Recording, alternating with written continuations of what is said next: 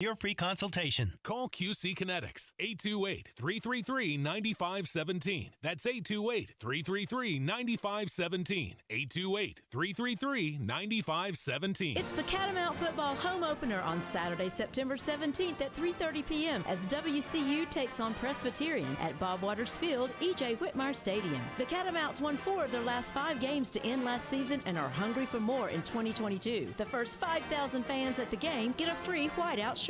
Advanced ticket sales start at just $16 for adults and $11 for kids. For tickets, visit CatamountSports.com or call 800-34-GO-WCU. Go Cats!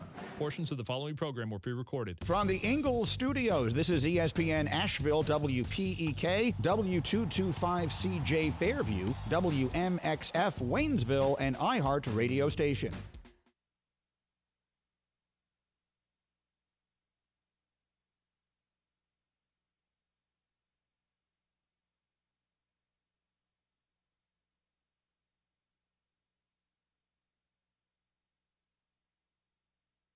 The Geyser Growl Half Marathon takes place during the most beautiful time of the year. Join us Saturday, October the 22nd on a scenic trip from Black Mountain to Old Fort. The entire course is on lightly traveled roads and goes past the famous Andrews Geyser before finishing at Hillman Beer in Old Fort. Commemorative finisher medals, Hillman Beer, and soup await the finishers. Experience what fall racing is supposed to be like. For more information and to get signed up, go to gloryhoundevents.com. gloryhoundevents.com.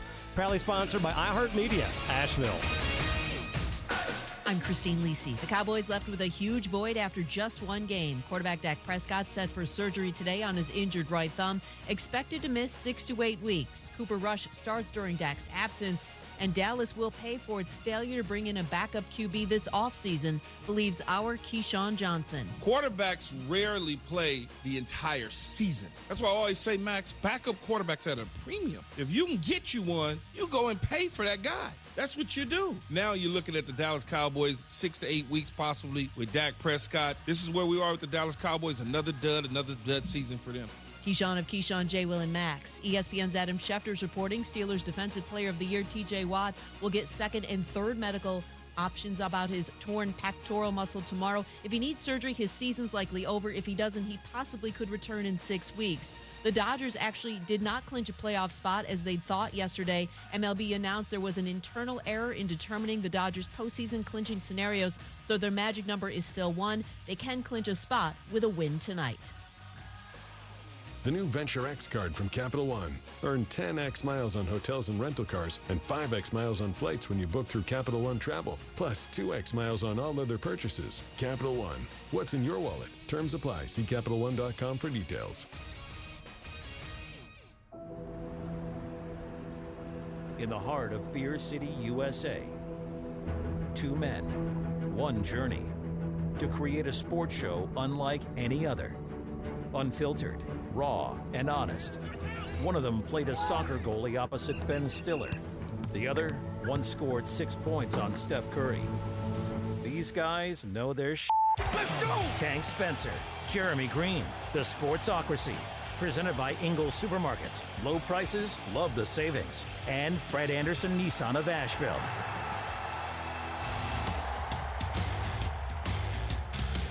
And welcome into the Sportsocracy here on ESPN Asheville, 92.9 FM, 880 AM, and 1400. How did the football weekend treat you?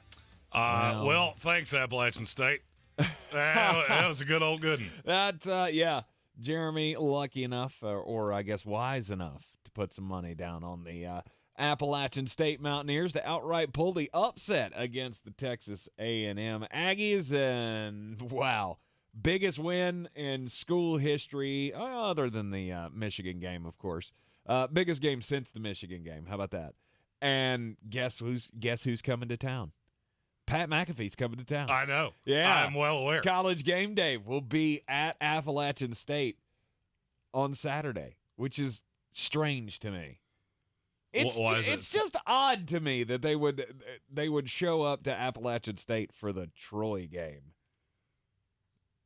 Why is that odd? I mean, where else are they supposed to go? Oh, wait, we're going to go to Texas A&M, who just lost to App State, and play Miami, who looked like a big turd in the punch bowl against Southern Miss. woo. I completely get it. I think it's a great marketing opportunity and well timed. It is. It is it's an interesting place to go. I'll just put it at that. But congratulations to Appalachian State for pulling off the win that I didn't think that they could do. I was shocked at how much they were able to just push Texas A&M up front. It was insane. We'll get into all of the college stuff coming up later on in the program. Yesterday was the full slate of week 1 of the NFL, and it could not have given you any more drama. Yeah, if you're a Dallas Cowboy fan, check on your Dallas Cowboy fan friends. They're not okay. No, and they shouldn't be okay. They're god-awful. As a matter of fact, I'm going to go a step further than I've gone before. They're worse than I actually thought they were because your Tampa Bay Buccaneers were not very impressive. No. I never doubted you were winning that game for a second. Mm-hmm. Then Dak gets hurt, and you just go, and now what? And now what? Now we're the fighting Cooper Rushes. Yeah. Woo-hoo! So much talk today about, we should go get Jimmy G. Stop it. A, he has a no-trade clause. B, I feel very sure he would not sign up for that. I feel very certain that the San Francisco 49ers don't really want to get rid of Jimmy Garoppolo after what they saw. And we're going to talk about that later in the show. Yes, we are. Okay. Yes, we are. Your little boyfriend, down. Trey Lance, he didn't look good. Granted, it was in a monsoon, but he still didn't look good. I wouldn't. Have you seen the video of the 49er fan that was in the crowd? No. So Chicago, San Francisco was just a deluge. I mean, it was an absolute monsoon. So this big fat guy that's wearing a 49ers jersey is holding a tub of popcorn. And the rafter over him just turns into a great big puddle that lands right in his popcorn. No. And he just turns it over like, oh. Poor guy. Oh, why is my team so bad? Poor guy. His team sucks, and he lost his popcorn. And his popcorn got a river in it. That's terrible. Yeah, the Bears pulling out the win in week 1, one of the big surprises of the weekend. Carolina Panther fans, don't you worry. We're going to get into your game coming up later on in this hour. But roughing the passer. I'm going to be honest with you. After Texas, Alabama, I officially will never complain about another roughing the passer call. The roughing with targeting that has to be overturned. Oh, I don't even want to talk about that. Where the officials literally made it up as they were going along and still got it wrong.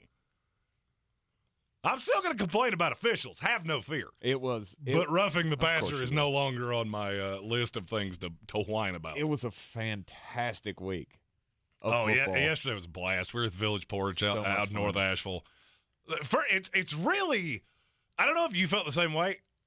It was almost hard for me to figure out which television to watch. I spent a lot of time just spinning in circles. It was like so Disney overload. World. It was so overload with so many things happening at the same time. What I heard earlier today? What was it? There were seven games that had game tying or game or leading scores in the fourth quarter. Hey, you know what? That's what my Jets are here for. All right, we gave you one game, didn't really have to mess with it in the fourth quarter. Well, thank you for that. That one was well in the bag by the time the fourth quarter started. We appreciate that. The Sunday night game was well in the bag as well. And we've got a lot to talk about with the Minnesota Vikings beating the Green Bay Packers. Are you kicking yourself for backing off of that early season prediction?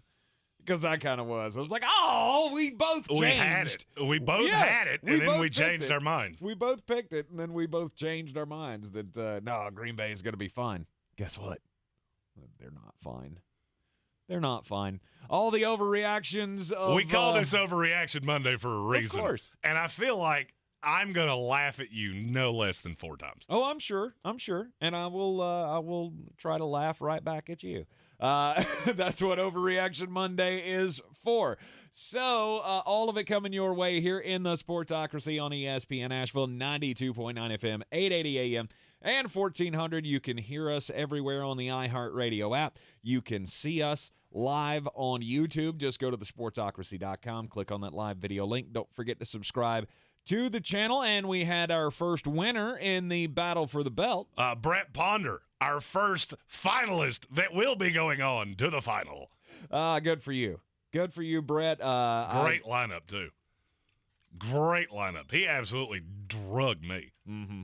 I think everybody did. No, I beat you. Did you? I did. You weren't last night. I did beat you. At least I think I beat you. I know I beat my wife, who was at one point leading. Yes, she was. She was on the leader. There was one point yesterday where I was in third, and I went, y'all are doing this wrong. I should not be in third place. And then all of a sudden, I think it was Antonio Gibson or somebody scored a touchdown, and all of a sudden, there goes Amy up to the top of the leaderboard. And that didn't last long. And I fell precipitously throughout the rest of the day, which is exactly how that should go. You beat me by a solid 8 points. Yeah, there we go. It's all right. It's not how you start, it's how you finish. A little feather in my cap. Anyhow, we'll get into all of it. We'll have a daily draft coming up for you at the top of the third hour of the program, as we do each and every day, where Jeremy and I will draft the winners and the losers of the weekend. Scott Frost will not be on the board for long. No, not a chance. Not a chance that's happening. Plus, we'll get into all of the major things that happened in the NFL yesterday. Jeremy will also have his pick for the Monday Night Football matchup tonight between the Denver Broncos and the Seattle Seahawks. Yeah, here's my pick. Bears. Many of them will be had to get me to the fourth quarter, as they were over the weekend. That sports freak Brian Hall came in here this morning as soon as I got here. Mm-hmm. First question he asked, he said, I don't want to talk about any of the games. Don't need to know any of that. Did you hit the over on beers consumed yesterday? I actually had to pull my receipt. Yes, I did. Yes, Indeed, I did. Yes, he did. And the extra shots helped as well. Oh, yeah.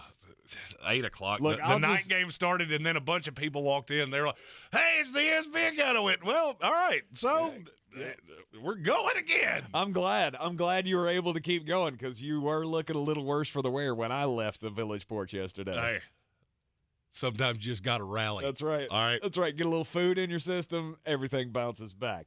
Everybody, welcome into the program here. Don't forget to subscribe to the YouTube channel so you can join us in the chat and throw out your takes, your overreactions from week one. We will highlight those throughout the program today as well. First up and foremost, the number one story from week one is Dak Prescott and the Dallas Cowboys.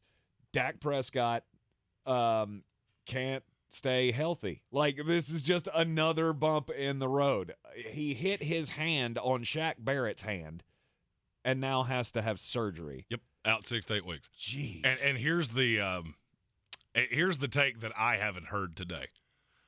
I don't care. You don't care at all? He was god-awful before he got hurt. I mean, now you're arguably the worst team in the NFL. I got news for you. I watched a lot of the Houston Texans yesterday. They would walk you. I mean, walk you. And this is what I tried to tell you all off season long. What did you get better at? Nothing. We weren't that good in the first place. Mm-hmm. Now the line is Swiss cheese. Yep. You have no playmakers. I will give you one U.S. doll here if you can tell me who the leading receiver for the Dallas Cowboys was yesterday. Leading receiver was... I don't even know. Was it Tony Pollard? It was Noah Brown. Noah Brown. Right, Noah Brown. No. I kept seeing that name, and I was like, who the hell is Noah Brown? Oh, Tony Pollard. That's really going to change the offense. 6 touches. Yeah. Well, 6 carries. 2 catches. Mm-hmm. 8 touches total, 22 yards. How many targets did he have? It felt like he had a lot of targets. 2. Is that it? 2. Mm-hmm.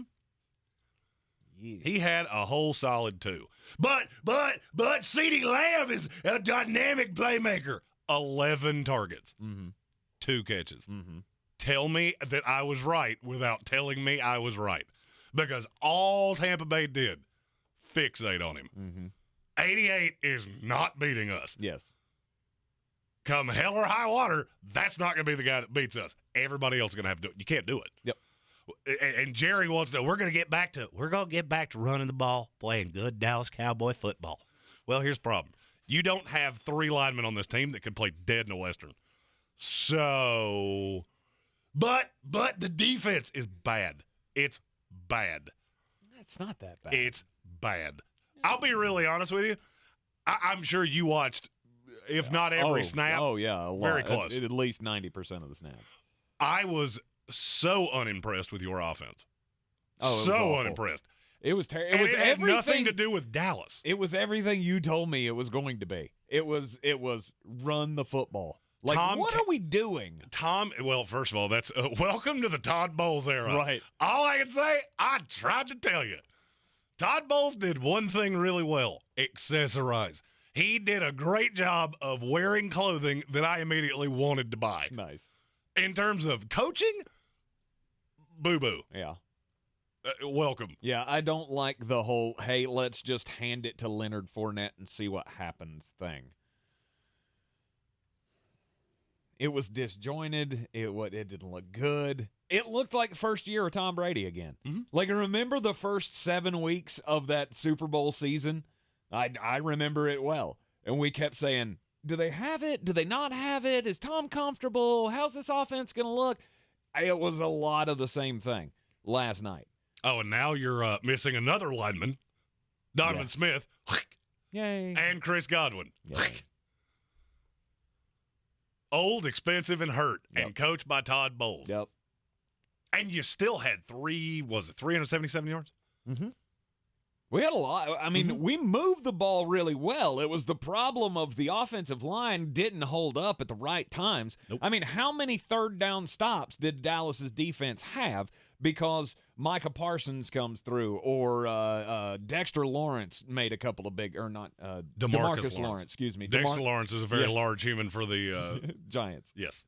DeMarcus Lawrence making a big stop on third down. Like, it was just that's what you saw last night. You kept saying, you said earlier to me today when I walked in here, like, Tom Brady hates everybody on this team. No, Tom Brady hated last night. Tom Brady hated last night because when he needed to make a play, something happened that he could not make the play. Mm-hmm. And he was so damn frustrated about it that it was typical Tom Brady. Settling for field goals is not going to get it done. I want you to understand what I'm going to say. You only committed 5 penalties. Mm-hmm. You only turned the ball over 1 time. Mm-hmm. You got in the red zone 3 times. Yep. You know how many times you scored? Once. Dallas, I hate to break this to you. You are bad. And it's not going to get better anytime soon. Mm-hmm. I heard the playmaker, Michael Irvin, this morning on First Take going, well, look at the schedule. Okay, let's look at the schedule. Next week, you play the Cincinnati Bengals. They've already scored twice. I hate to break it to you. You can tell me the spread on that game is 30. Bengals. Who do they think will beat them Bengals? Trayvon Diggs already has 3 picks. Week after that, at the New York Giants. You remember that thing I said about the Giants? Uh-huh. That doesn't look like the cakewalk that it did. No. Commanders, at the Rams, at the Eagles. I'm sweeping declaration. The Dallas Cowboys will be 0-6, and they won't be in 4 of those games. If that happens, Mike McCarthy's done. No doubt. Mike McCarthy is the Scott Frost of the NFL. It's not a question of if you're going to get fired. It's a question of when. Yep. And I'm going to be honest. It's looking like when you lose to the Chicago Bears at home the day before Halloween. Ugh. That seems ridiculous. And yet, it's not. I tried to tell you. I love being right more than I love being alive. Oh, sure. And I was spot on with the Dallas Cowboys. Yeah, it does not look good for Dallas. The offense didn't look great to begin with before Dak got hurt, and now Dak's not there. And now you've got the Cooper Rush era. Bring down the new mean guy. You are in the Sportsocracy here on ESPN Asheville. It was a hell of a ball game at Bank of America Stadium yesterday. The Cleveland Browns, though, in the end, came through. They get the win over the Panthers. And Baker Mayfield, we tried to tell you. Real estate isn't about properties. It's about people. I'm Clarissa Marshall with eXp Realty, your native realtor serving all of Western North Carolina. I will work hard for you, and I believe in doing the right thing every time. I market each of my listings to reach out-of-town buyers. I use a professional photographer and drone video on every single listing, as well as collaborate with agents across the country to find your buyer. Check me out online at clarissasellswnc.com or give me a call at 828-774-6343. It would be my pleasure to assist you through the real estate process. When I finally drove the old car into the grave, I knew there was only one place I was going to go. Fred Anderson Nissan of Asheville, home of the family plan. And yes, they treat you like family. I went in, told them what I was looking for, told them my budget, and in no time, I was signing the paperwork on my certified pre-owned vehicle. They have the area's largest selection on quality pre-owned vehicles and certified Nissans. They go through a 167-point inspection, so you know it's not going to let you down. They gave me the Carfax report, so I know the history of my vehicle. And the Fred Anderson family plan gives me things like oil changes and car washes and loaner cars if I have to have major work done on the car in the future. For me, buying a car has always been an intimidating thought. But the folks at Fred Anderson Nissan of Asheville made it super easy. Don't be like me. Don't wait till the last minute to get a deal done. Go to AndersonNissan.com or stop by the showroom at 629 Brevard Road. And don't forget to mention we sent you from the Sportsocracy and get a $250 bonus on your trade-in at Fred Anderson Nissan of Asheville. Are you ready to tackle your banking needs? Home Trust Bank's team of expert advisors and lenders want to be your teammate. We want to hear your story, learn your aspirations, and assist you with financial needs, and provide options that are tailored to you. With a wide range of personal, mortgage, and commercial services, you will discover all your banking needs under one roof with a local and personalized touch at Home Trust Bank. Score big with Home Trust Bank. Ready for what's next. Member FDIC, Equal Housing Lender. Better sleep gives you the energy you need to spend more time doing the things you love. Your sleep equipment helps you manage your sleep disorder and live a more active life, but it only works if you use it. Sleep equipment manufacturers recommend daily cleaning, and SoClean is a helpful complement to your daily routine. Join over 2 million SoClean customers enjoying peace of mind.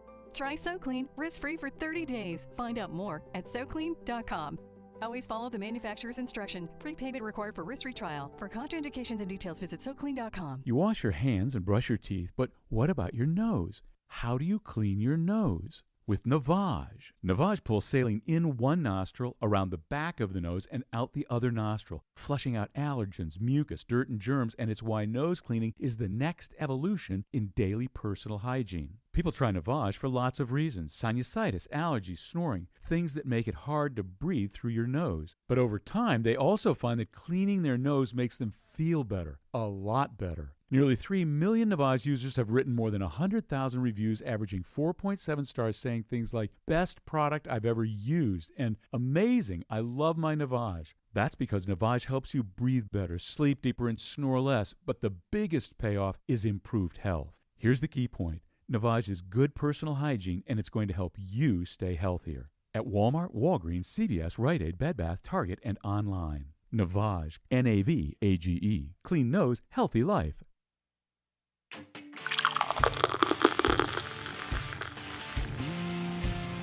The Sportsocracy. Let's open up the whole can and kick ass and kill them all.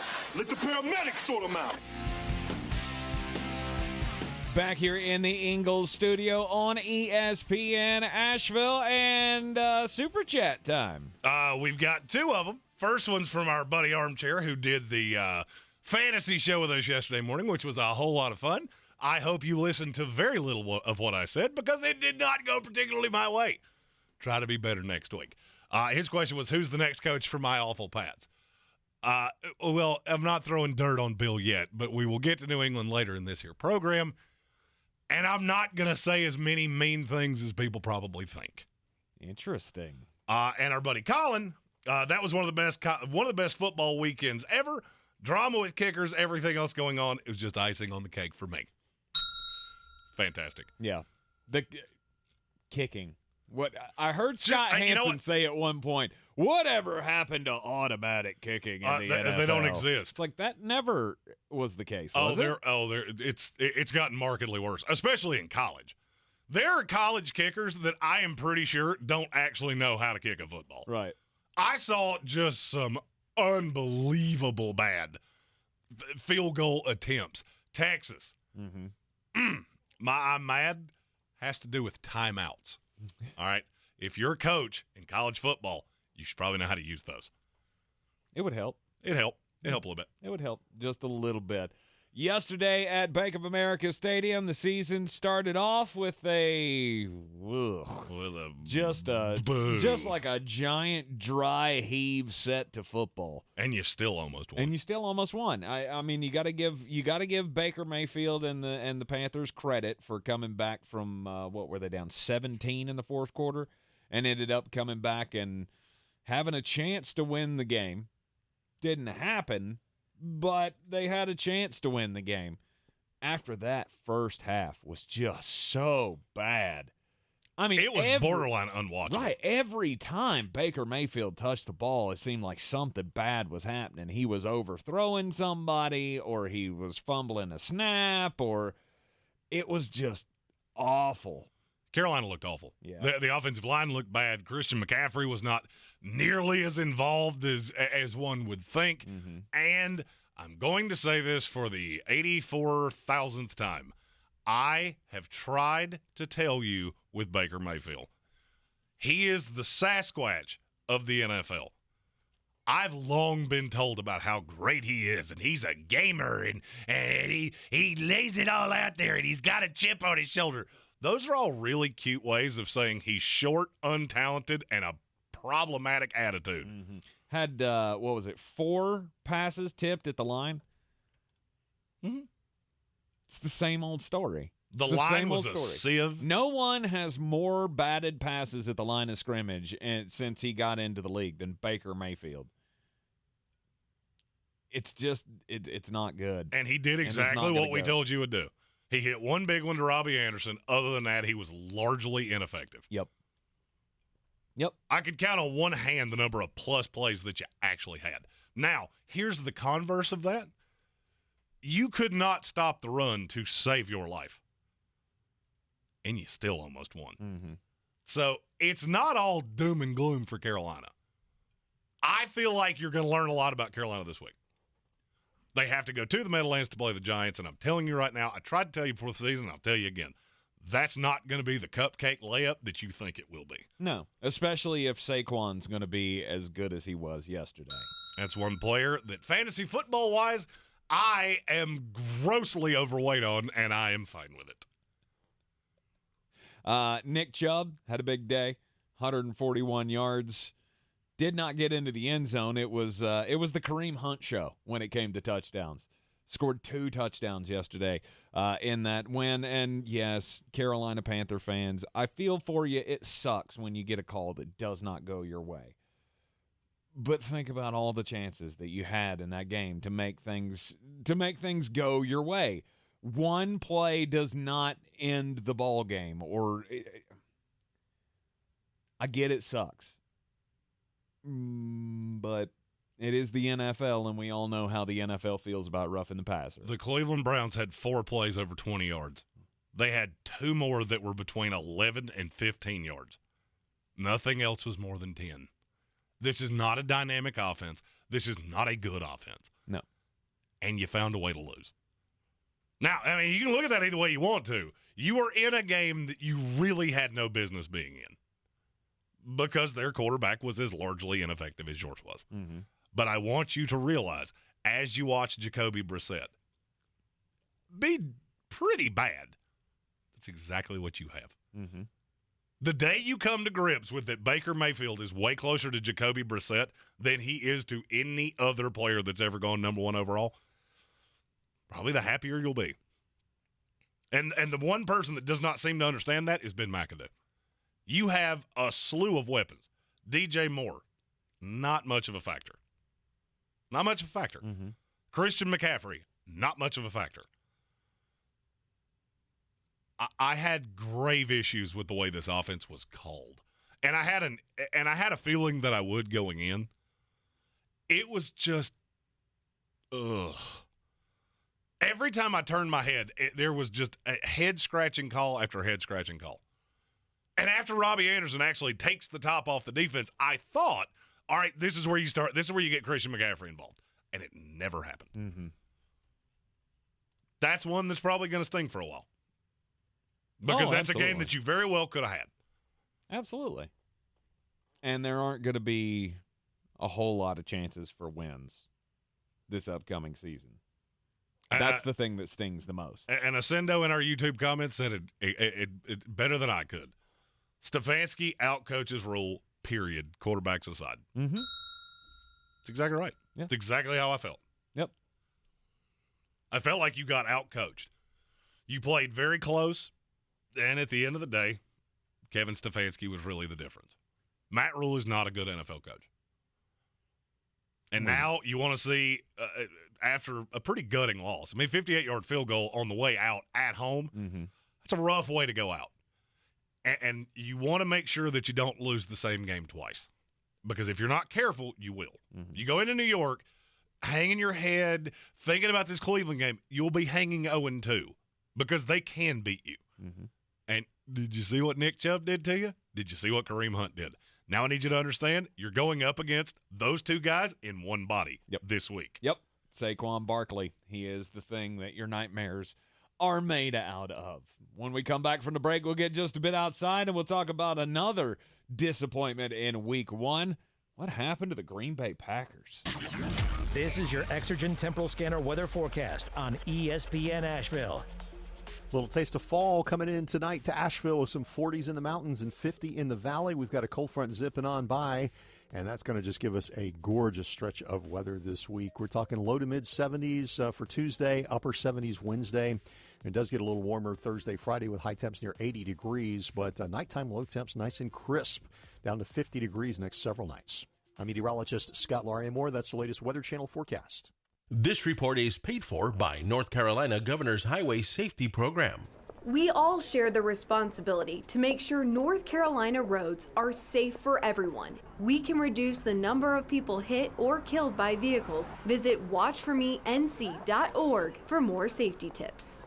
Paid for by NCDOT. What I would tell people is that you don't have to be in pain anymore. Meet Dr. Justin Garzone, Medical Director at QC Kinetics, the nation's leader in using advanced regenerative medicine to give people lasting relief from chronic joint pain. What's exciting is that I get to see patients with our treatments actually get better. Have you discovered regenerative medicine? It's an all-natural way to use the power of your own body to restore and repair damaged tissue. We're using things that are already in your body, and we're simply concentrating them and then put it in an area of your body that you're having the pain so that your body can start the regenerative process, the healing process. For pain in your knees, hips, back, shoulders, don't assume the old treatments are the only treatments. Avoid drugs and surgery and get lasting relief. Call QC Kinetics now for a free consultation. Call QC Kinetics, 828-333-9517. That's 828-333-9517. 828-333-9517. Hey listener, welcome to Limu's Karaoke Lounge, where Liberty Mutual customizes your car insurance so you only pay for what you need, and the music never stops. Hit it! There's an emu with a full-time job. His partner's Doug, but Limu's the heartthrob. Grubs and worms, that's what Limu eats. Gotta fuel up to save you money and hit the streets! Only pay for what you need at libertymutual.com. Liberty, liberty, liberty, liberty. For more information about contests on the station, log on to espnavl.com. Since man created roads, they've been looking for ways to get off-road and vehicles to take them there. That's where Outlaw Off-Road comes in. A premier off-road center for Jeeps, trucks, and SUVs with a complete lineup of off-road and overland services, including maintenance and repair to make your vehicle all that it can be. Check out their location right here in Western North Carolina at 85 Avery Creek Road. Call them today at 828-974-8480 or visit them on the web at theoutlawoffroad.com. Black Mountain, get ready to rock. Dark City Rock Fest, presented by Elite Events and Promotions, is coming to Silverados Saturday, September 17th, starring Saving Abel. $20 in advance, 25-day of show, and a portion of the proceeds will go to United Way, Dark City Rock Fest with Saving Abel. Saturday, September 17th at silveradoswnc.com. At Ingles Weather, we're celebrating Friday night rivals, televising college basketball games, bringing the Fan Fest to semi-pro soccer, or taking you out to the ball game at your minor league park. It's all in the bag. Ingles, low prices, love the savings. Boy, you must be outside your mind. The Sportsocracy. Just a bit outside. He tried the corner and missed. Welcome back into the Ingles Studio on ESPN Asheville. Check us out at thesportsocracy.com. Don't forget to click on that live video link so you can watch us on YouTube each and every day. Subscribe to the channel so you can get into the chat. We appreciate everybody who tuned in for the Sunday morning fantasy game time decision. I still love the fact that you have resurrected the fantasy game time decisions name. That was our first fantasy football podcast that we did, 5 years ago? That sounds about right. Somewhere in that neighborhood. So, yeah, fantasy game time decisions each and every Sunday. You can check it out Wednesday morning. You've got the Uncensored Morning Show with Brian and our very own Jeremy Greene. We'll be doing a live tomorrow morning, too, for your fantasy football teams. There we go. All right, so be sure to subscribe to the channel so you know every time we are live in the Sportsocracy. It is time to get just a bit outside and, with the craziness of the last several days going on, I missed this report, so I just wanted to bring it to you in case you hadn't heard it either. Aaron Donald actually did retire this past offseason. It was reported on Thursday that on May the 9th, he had given his retirement letter to the Los Angeles Rams. And they sat on it, knowing that they had a meeting coming up with his agent the next day. And that meeting went well, and they tabled the letter.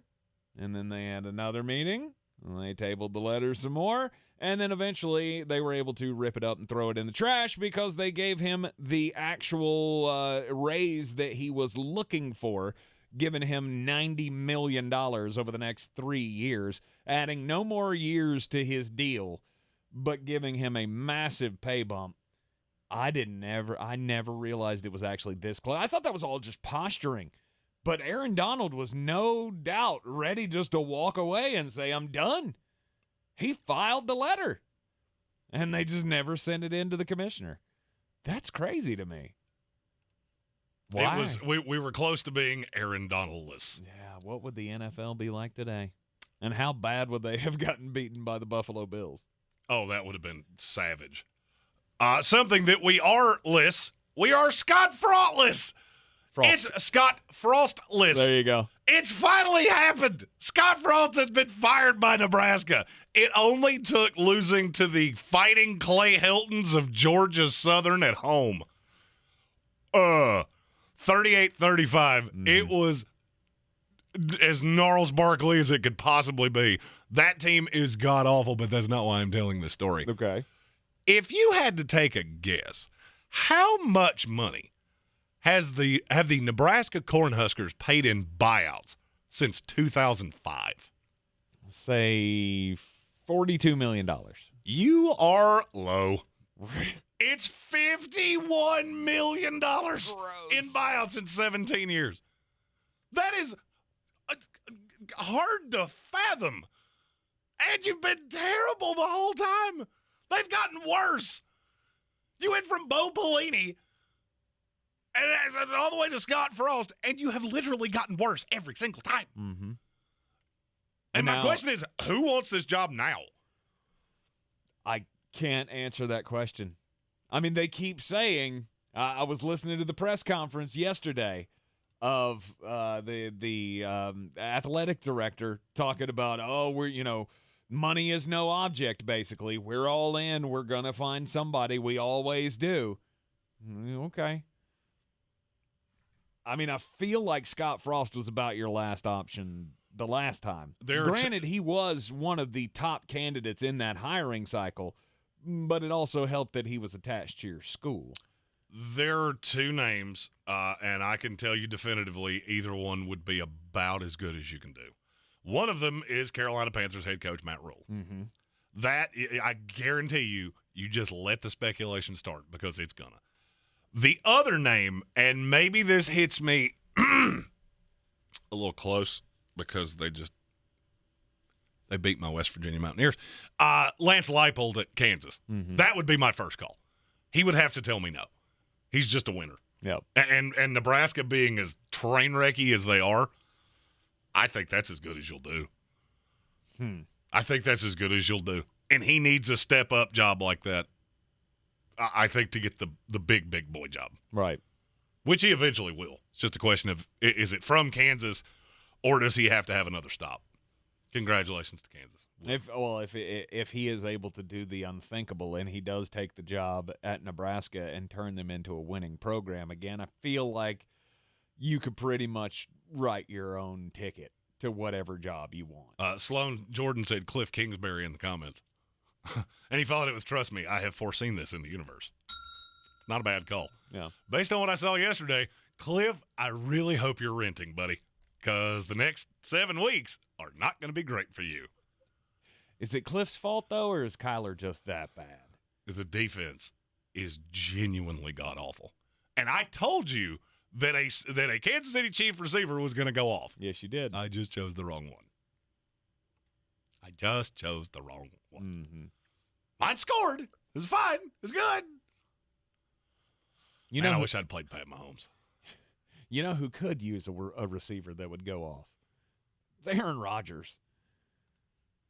I'm just saying, look, we saw this last year. We saw them come out and fall flat on their faces in the first week of last year. Remember, it was the relocated hurricane game with the New Orleans Saints, and they lost 38-3, I think was the final score. Jameis Winston went off, threw 5 touchdown passes, and Green Bay couldn't do anything offensively. Well, then it happened again yesterday. They just did not look like they were ready to go. And he didn't have a single receiver that looked decent. Romeo Doubs looked fine. There was a fake screen wheel route to him that was... It was nice. Trust me, Yeah. they're going to be fun. Yeah, it was nice. I'm not worried about the offense. I will give you $1 if you can tell me one offensive lineman that started for them yesterday. Mm-hmm. No Bakhtiari, that hurts. No Elton Jenkins, that hurts. Right. The offense, I'm not worried about the offense. And I will tell you, I'm terrified by the defense. The defense was god-awful. Justin Jefferson caught a crosser where I don't know, how many passes you caught in your life, but he turned his head, and I've seen this look before. He turned, and there was no one there. Mm-hmm. And it caught him by surprise. As soon as he turned his head, he went, oh, well, there's no one here. Here we go. The defense would terrify me. Mm-hmm. It looked horrid. It was called terribly. When Quay Walker ends up on Justin Jefferson, you're doing it wrong. Right. And it literally was a masterclass by Kirk Cousins, the most undervalued player in the NFL, on how to absolutely carve up a defense. Mm-hmm. He figured it out early. They're not making adjustments. I make a pre-snap motion. I make a call at the line. They don't adjust. So I'm getting 2 cracks at a play call because they have no solution. Now, I say that to say this. On a scale of 1 to 10, how nervous are you about the Green Bay Packers? 1 being not at all, 10 being catastrophically terrified. 3. You're higher than I am. Okay. They play the Chicago Bears this week on Sunday Night Football. Mm-hmm. You could tell me that they win this game 52-4, and I would go, yeah, sounds about right. The week after that, at the Buccaneers, team that I was not overly impressed with. Then 4 weeks in a row, you go Patriots, Giants, Jets, all 3 in Lambeau at the Commanders. This team's going to be at worst 5-2. Yes. You have 7 weeks to figure it out. Yes, Christian Watson had a drop. Who's shocked? That was the biggest takeaway. If you remember when we profiled him, I said you're not going to be able to hit him over the top because his hands are not there. His ability to run the route tree is not there. You're going to have to manufacture the touches. Mm-hmm. What I saw was a team that came in with one mindset, and they never changed. They didn't adjust to anything. I put yesterday on Matt LaFleur more than I put it on anybody else. And the defensive coaching staff. It was a joke. I was sitting there audibly calling plays out loud going, Justin Jefferson has Quay Walker on him. I don't care what this play was. I know what it is now. Mm-hmm. It's going to 18. Right. It's Justin Jefferson no matter what. And Jefferson had 2 touchdowns in the game, 9 catches for 184 yards. He is well on his way to 2,000 yards. And that might be the overreaction of the day. Look, hey, he said it. He said it to start out the season. I'm just saying that's a hell of a way to start the year. And look, Minnesota's better than people think. We both had Minnesota as a playoff team. I saw nothing yesterday that changes my mind. No. That is going to be an impossibly difficult team to game plan. And I just feel like the second year in a row that Green Bay came out in week 1 and looked rough. They looked rough. This is more of a running team than people want to acknowledge. Leading receiver yesterday, you have any idea who it was? A.J. Dillon. Ew. No receiver caught more than 4 passes. Dillon had 5. Yeah. Wow. It wasn't a good week. Wasn't a good week. But I think you have 6, to some extent, get-right games in a row. The only one I think you really have any shot of losing is at Tampa. And based off what I saw, I don't think they're that much ahead of you. Yeah, I feel like we're a little better than them. Of course you do. Because you are the original Homer Simpson. Because we have weapons and they don't. I mean, you got running backs. I'm not as sour on the weapons. You just have to understand this is not going to look like an Aaron Rodgers offense. It's not. You don't have Devontae Adams. You don't have that guy. 3rd and 7, I need 8. Who do I trust? He doesn't have that guy. Now he's going to. Give it time. I'm not saying that whoever this is will be as good as Devontae Adams. Eventually, you're going to build the rapport. But one of these guys will develop into that. And they played yesterday without Alan Lazard, who I think Aaron himself had been saying in the offseason that he was going to be the one. He's the guy I'm going to lean on. And he's the guy I have the best relationship with. Romeo Doubs, yeah, the one play looked really good. Other than that, it was very pedestrian. Christian Watson, again, the drops are going to be highlighted because that's the one thing that we talked about in the preseason. It's the one thing that Aaron Rodgers was complaining about was that no one can catch the football. I mean, and you're going to have to manufacture the touches. And your other weapons are 100 years old. And I just look at it and go, I'm not that worried about it. I've heard all the gnashing of teeth, all of the people that are just terrified of, is Green Bay going to miss the playoffs? Oh, stop that. Stop.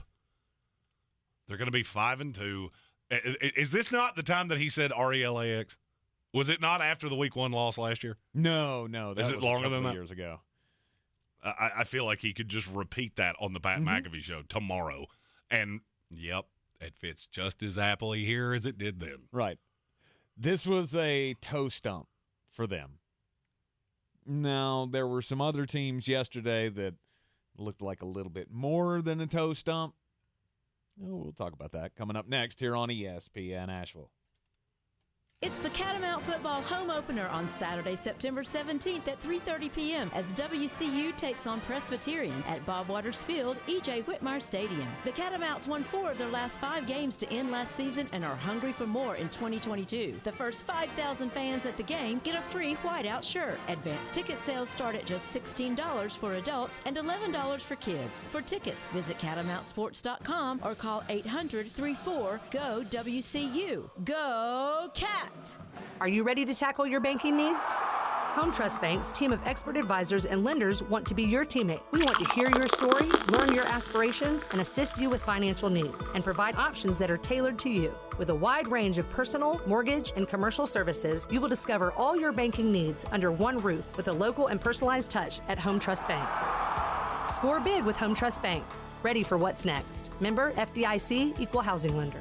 Everyone's heard about the housing market and this being the best time to sell a house in years. But the same thing applies to cars. Whether you're looking to buy a car, trade in, or sell that car in the driveway collecting dust, Fred Anderson Nissan of Asheville wants to buy your car. They have 2 on-site managers that work with Kelly Blue Book to give you top dollar for your vehicle. You can even have your car appraised instantly at AndersonNissan.com. Stop in and visit them today at 629 Brevard Road in Asheville or call them at 828-365-1663. Get in the zone, AutoZone. Welcome to AutoZone. What are you working on today? Thinking about gas mileage. An oil change with quality oil like Castrol Edge Full Synthetic can help your engine get more out of every tank. Right now, you can get 5 quarts with an STP Extended Life oil filter for only $37.99. Get what you need for better fuel efficiency at any of our 6,200 stores or on AutoZone.com. Get in the zone, AutoZone. Restrictions apply. Love and Light Wellness Spa, how can I help you today? Hi there. I'd like to make an appointment for next week. Excellent. Does Tuesday 9 a.m. work? Ooh, mornings are when I go to Taco Bell to get my bacon breakfast quesadilla. Okay. Yeah, I really don't like missing out on those fluffy eggs and crispy bacon covered in melty cheeses. Oh, I understand. Let's see what I have in the afternoon. Namaste. Try the bacon breakfast quesadilla, only at Taco Bell. At limited participating U.S. Taco Bell locations near you during breakfast hours only, 7 a.m. to 11 a.m. Contact local store for hours and participation, which vary. The Honest Truly Calming Collection is our must-have for Hazy's nighttime routine. The tear-free shampoo body wash and moisturizing conditioner help make bath time easy. The Truly Calming face and body lotion nourishes his delicate skin throughout the night. Honest overnight diapers keep leaks on lock for up to 12 hours, so we can both get a good night's sleep. For sweet dreams, end your kiddo's day with the Honest Truly Calming Collection. TrackPhone wants to know, are you an influencer, a big live streamer? No? Then guess what? You don't need an endless data plan. Get just the right amount of data with TrackPhone's $40 unlimited talk and text smartphone plan. Now with 8 gigs of high-speed data and unlimited carryover on America's largest, most dependable network, now with 5G. Get the data you need at the price you want. TrackPhone Wireless. Now you're in control. Available at major retailers. 5G compatible device required. Actual availability, coverage, and speed may vary. See terms and conditions at trackphone.com.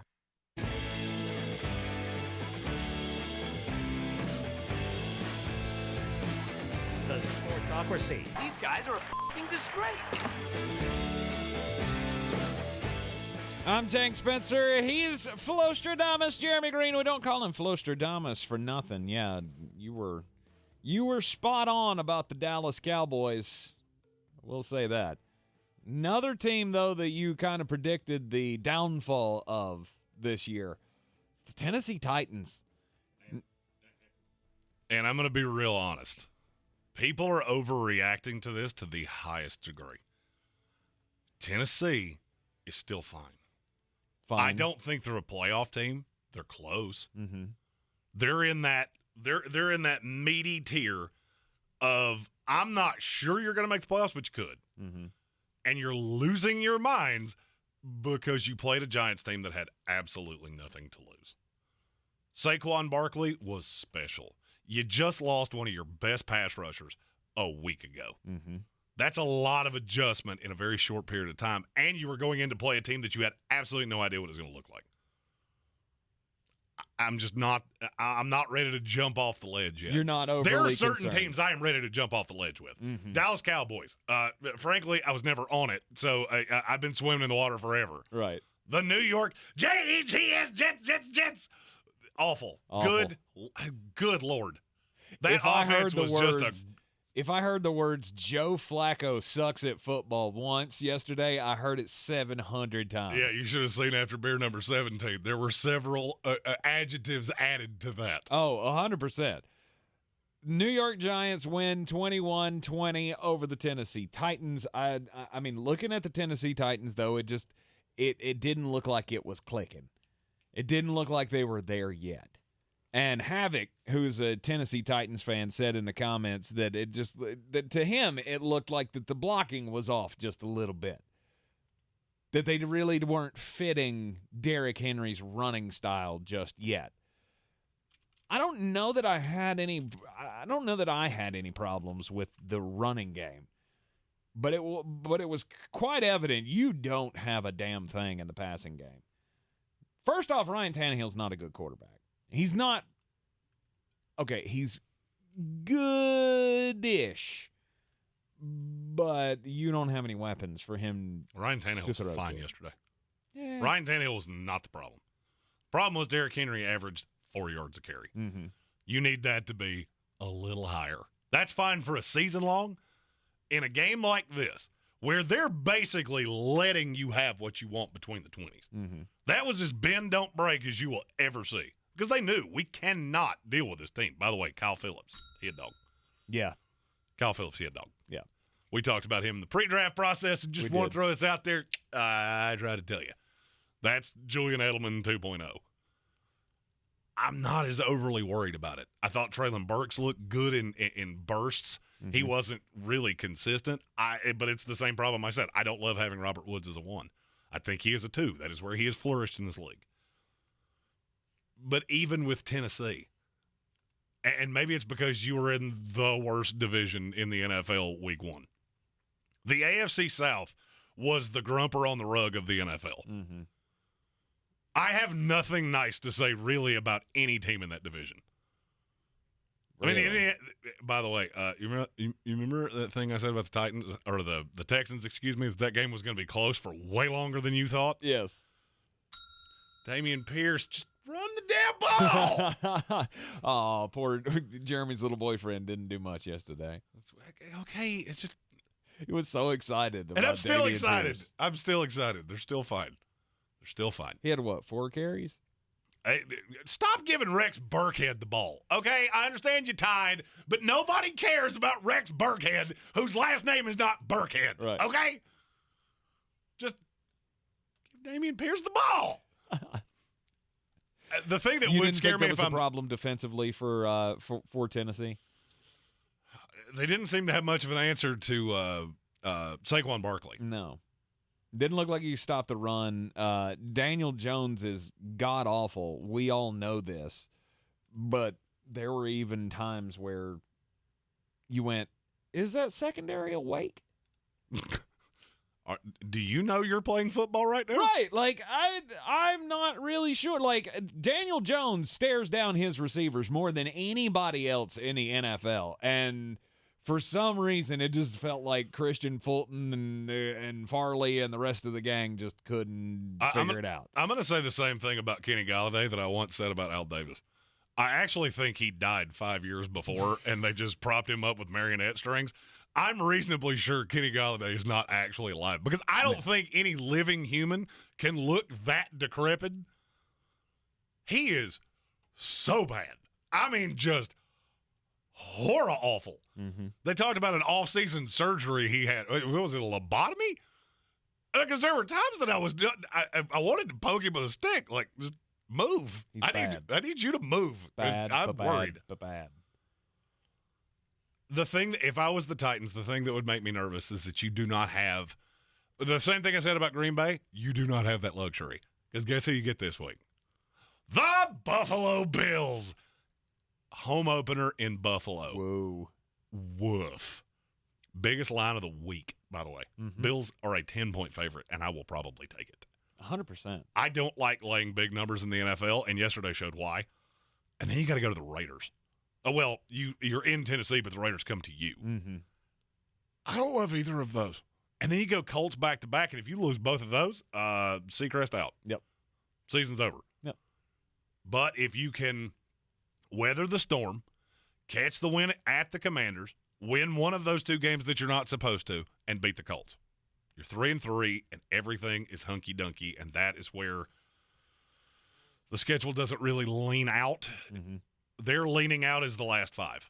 They have to stay within a shout of the division because your last 5, you get Jacksonville twice, the Texans, and that god-awful Cowboys team that may have Jerry Jones calling plays by week 17. So you just have to stay within a stone's throw. Right. You don't have to be great. You don't have to be great. The AFC, we saw it yesterday. They are going to cannibalize themselves. All right, a 9-8 team is making the playoffs in the AFC. I have never been more convinced of something in my entire life because there are too many good teams. If you're the Titans, you got to take your spots. Yeah. You've already given up one that you shouldn't have lost. Even though the Giants outplayed you, you still should have won that game. Mm-hmm. So now you got to get one back that you're not supposed to. Yeah, there was they should have won. I mean, I get it. Everybody, I've seen so many people bad-mouthing Ryan Tannehill today. And let's be honest, he did engineer a drive that got them a chance to win that game. Tannehill was, frankly, I think you were watching a different game than me. Ryan Tannehill was the highlight of the Tennessee Titans yesterday. Highlight? Absolutely. With very little weapon-wise, how many quarterbacks in the NFL had a higher QBR yesterday than Ryan Tannehill? Oh, I don't know. I believe it was 6. I'll check it in the break. 6 of them? I think he had the 7th highest QBR in the league. Interesting. With nothing receiver-wise. Yeah. He did. That's a bright spot to me. Didn't look crisp is all I was saying. I don't think you're going to lean on him. You're going to lean on Derrick Henry. You got to get the running game going. You're in the Sportsocracy here on ESPN Asheville. We got more Week 1 reactions and overreactions coming up next. This is your Exergen Temporal Scanner weather forecast on ESPN Asheville.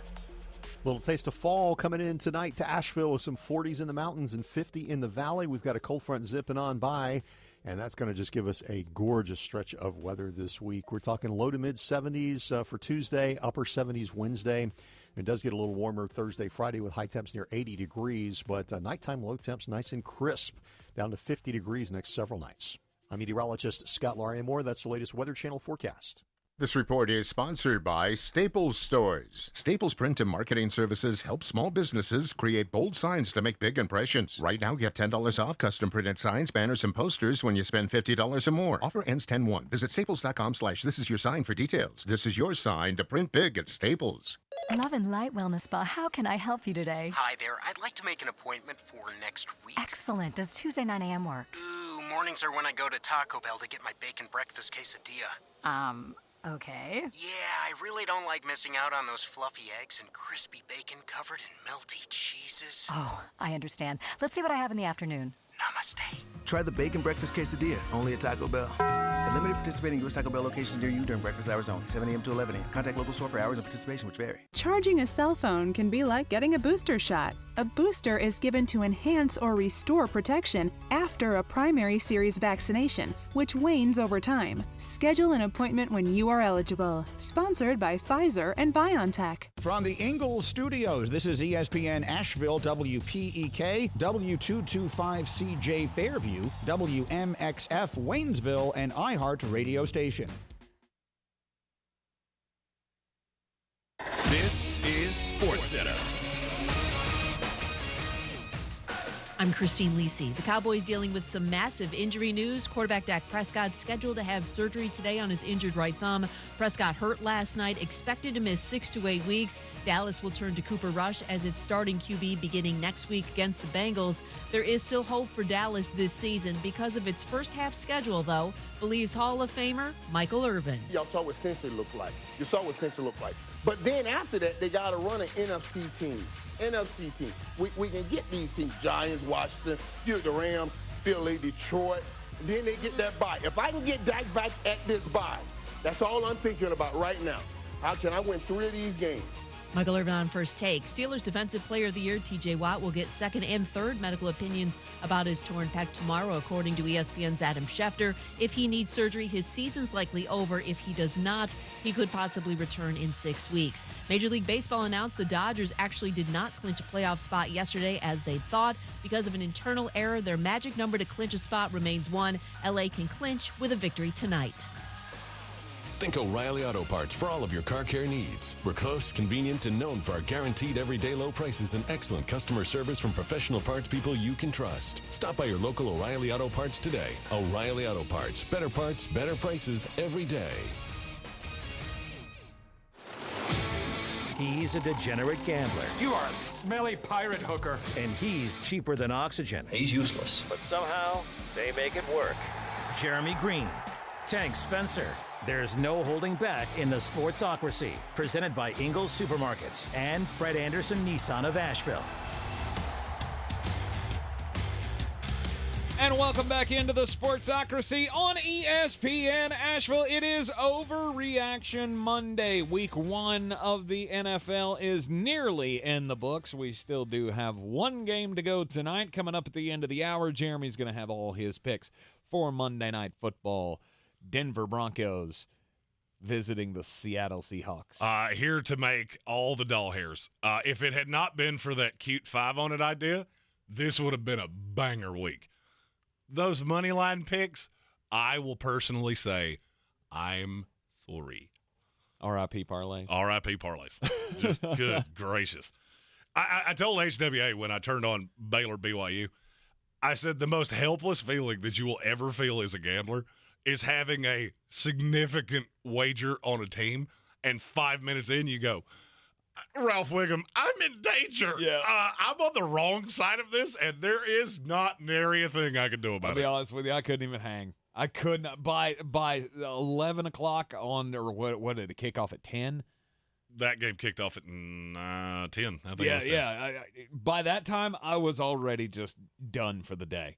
You tell the master I'm done for the day. I just can't do any more football. I was not. I watched nothing but football all weekend long. If you bet the over on number of domestic lights Jeremy would have, the over hit sometime about mid-afternoon on Saturday. Right. So feeling a little worse for the wear today. Got the coffee and the rain and all of the good things. Yeah. I'm here for you. It was an absolutely wonderful weekend just to wake up on a Saturday morning, make breakfast for the family, and then here we go. It is time to go football stem to stern. Fell asleep on Saturday night trying to watch the UFC fights. Oh, I didn't even kind of care. You didn't even kind of care? They rearranged the card, and I didn't even notice it. I saw the promo, and I went, wait a minute. Yeah. That's not right. Checked it. Oh, that is right. That is They've right. had to readjust the entire card, and I don't care. Yeah. We were watching the fights, and I fell asleep during that, and then woke up Sunday morning, came in, did the fantasy show, and then it was football. The I fantasy show was fantastic, yes, by the way. It was. That was 2 hours of just pure pandelirium. We cater to you. On Sunday mornings, if you've got a question about your lineup and you don't know which way to go, we have 3 people who are in here just to give you their opinion on which way you should go. Look, sometimes I'm right. It's very, very few and far between that I'm right. But between Jeremy and Armchair, we will get to the right answer at some point. You need to join us on Sunday mornings. It's a whole lot of fun, uncensored. We have a lot of jokes, a lot of great fantasy tips for you each and every Sunday morning at 10 a.m. But we did that, went to the Village Porch over in North Asheville. Which was phenomenal. It was a great place to watch. They had every game on, and we were just, heads on in a revolving door, basically. Just head on a swivel, trying to keep up with all of the action. I even went home and tried to take a nap before the Sunday night game so I could stay up and watch my Bucks play. And I got in like 3 minutes, I think. I set a timer, and I was watching like with one eye open, watching that Los Angeles Chargers, Las Vegas Raiders game. Brian Haynes and I hung in. I think he left right before kickoff of the night game. Nice. Sundays are fun, and I'm glad that they are back, and I know that you are as well. We have all of your football content right here in the Sportsocracy, live every weekday afternoon here 3 to 6 on ESPN Asheville, 92.9 FM, 880 AM, and 1400, always coming to you live from the Ingles Studio. Ingles Supermarkets, low prices, love the savings. You can see us on YouTube as well. We got the stream up each and every time that we are live. Just go to thesportsocracy.com, click on that live video link. Don't forget to subscribe to the channel. And the Steelers Bengals. Holy cow. Where did that come from? It was the most, you want to talk about a team that looked disjointed. Joe Burrow, that offensive line did not look any better than it did last year. And the Steelers' defense is for real. Well, it was for real. And now with TJ Watt is gone. T's and P's TJ Watt and RIP Pittsburgh Steelers. Yeah, he's got a torn pectoral. Have they said whether or not he's going to have surgery on it? So it's been bizarre. They're working on what the solution will be. There is a rumor that he's going to try to play through this, which, good gracious. Mm-hmm. Tell me you are the baddest dude in the room without telling me. Right. But I'm going to say the same thing about Cincinnati that I said about a slew of other teams. And you turned the ball over 5 times. Right. And if it wasn't for your long snapper, you'd have still won. Yeah, 4 times in the first 5 drives of the game. Joe Burrow threw 3 interceptions and had a fumble in the first 5 drives of the game. Still had a chance to win the game, but just couldn't get it done. And should have. You have one of the best kickers in the league. And if it's not for a bad snap with your backup holder, you win the game. Mm-hmm. Pittsburgh is always going to be tough. How many times over the offseason did we say Pittsburgh Steelers have not had a losing season with Mike Tomlin, and I don't feel like they're going to start now? Mm-hmm. The Mitch Trubisky thing is fine. Is he a great quarterback? No. Secret time, he's better than Ben Roethlisberger's been in half a decade. So I think you're going to be just fine. Little curious to see what's up with Najee Harris. That's the scary part. You may have lost your best offensive player and your best defensive player in the same game. Right. Najee came up with some kind of a foot injury late in the ball game. We have not heard any more information on what that was, if it's a strain or what. Hopefully he doesn't miss a whole lot of time if it is an injury. And look, with Cincinnati, the one thing that I didn't hear many people outside of us talk about, what changed when they went on that great run towards the end of the year? Turnovers. You stopped turning the ball over. Mm-hmm. You were one of the most turnover-prone teams in the league. Then you turned it over 2 times in 2 months. Mm-hmm. That was never going to continue. Was yesterday bad? Absolutely it was. It was awful. And if you go by the analytics, you should have lost by 40. Mm-hmm. You had a chance to win as it was winding down. But does it not concern you that they didn't lose by 40? What concerns me is Zach Taylor doing Zach Taylor things. The fact that you snap that punt with 15 seconds to go on the clock and then you try to justify it, stop. I have never loved Zach Taylor. Anybody that's listened to the show for any period of time, you know that. Mm-hmm. That is the stupidest, just most genuinely mind-boggling explanation I've ever heard. We're just trying to make sure we got the snap off. Okay, Zach, you had timeouts.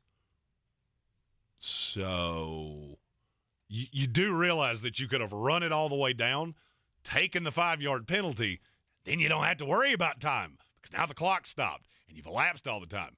Why'd you not do that?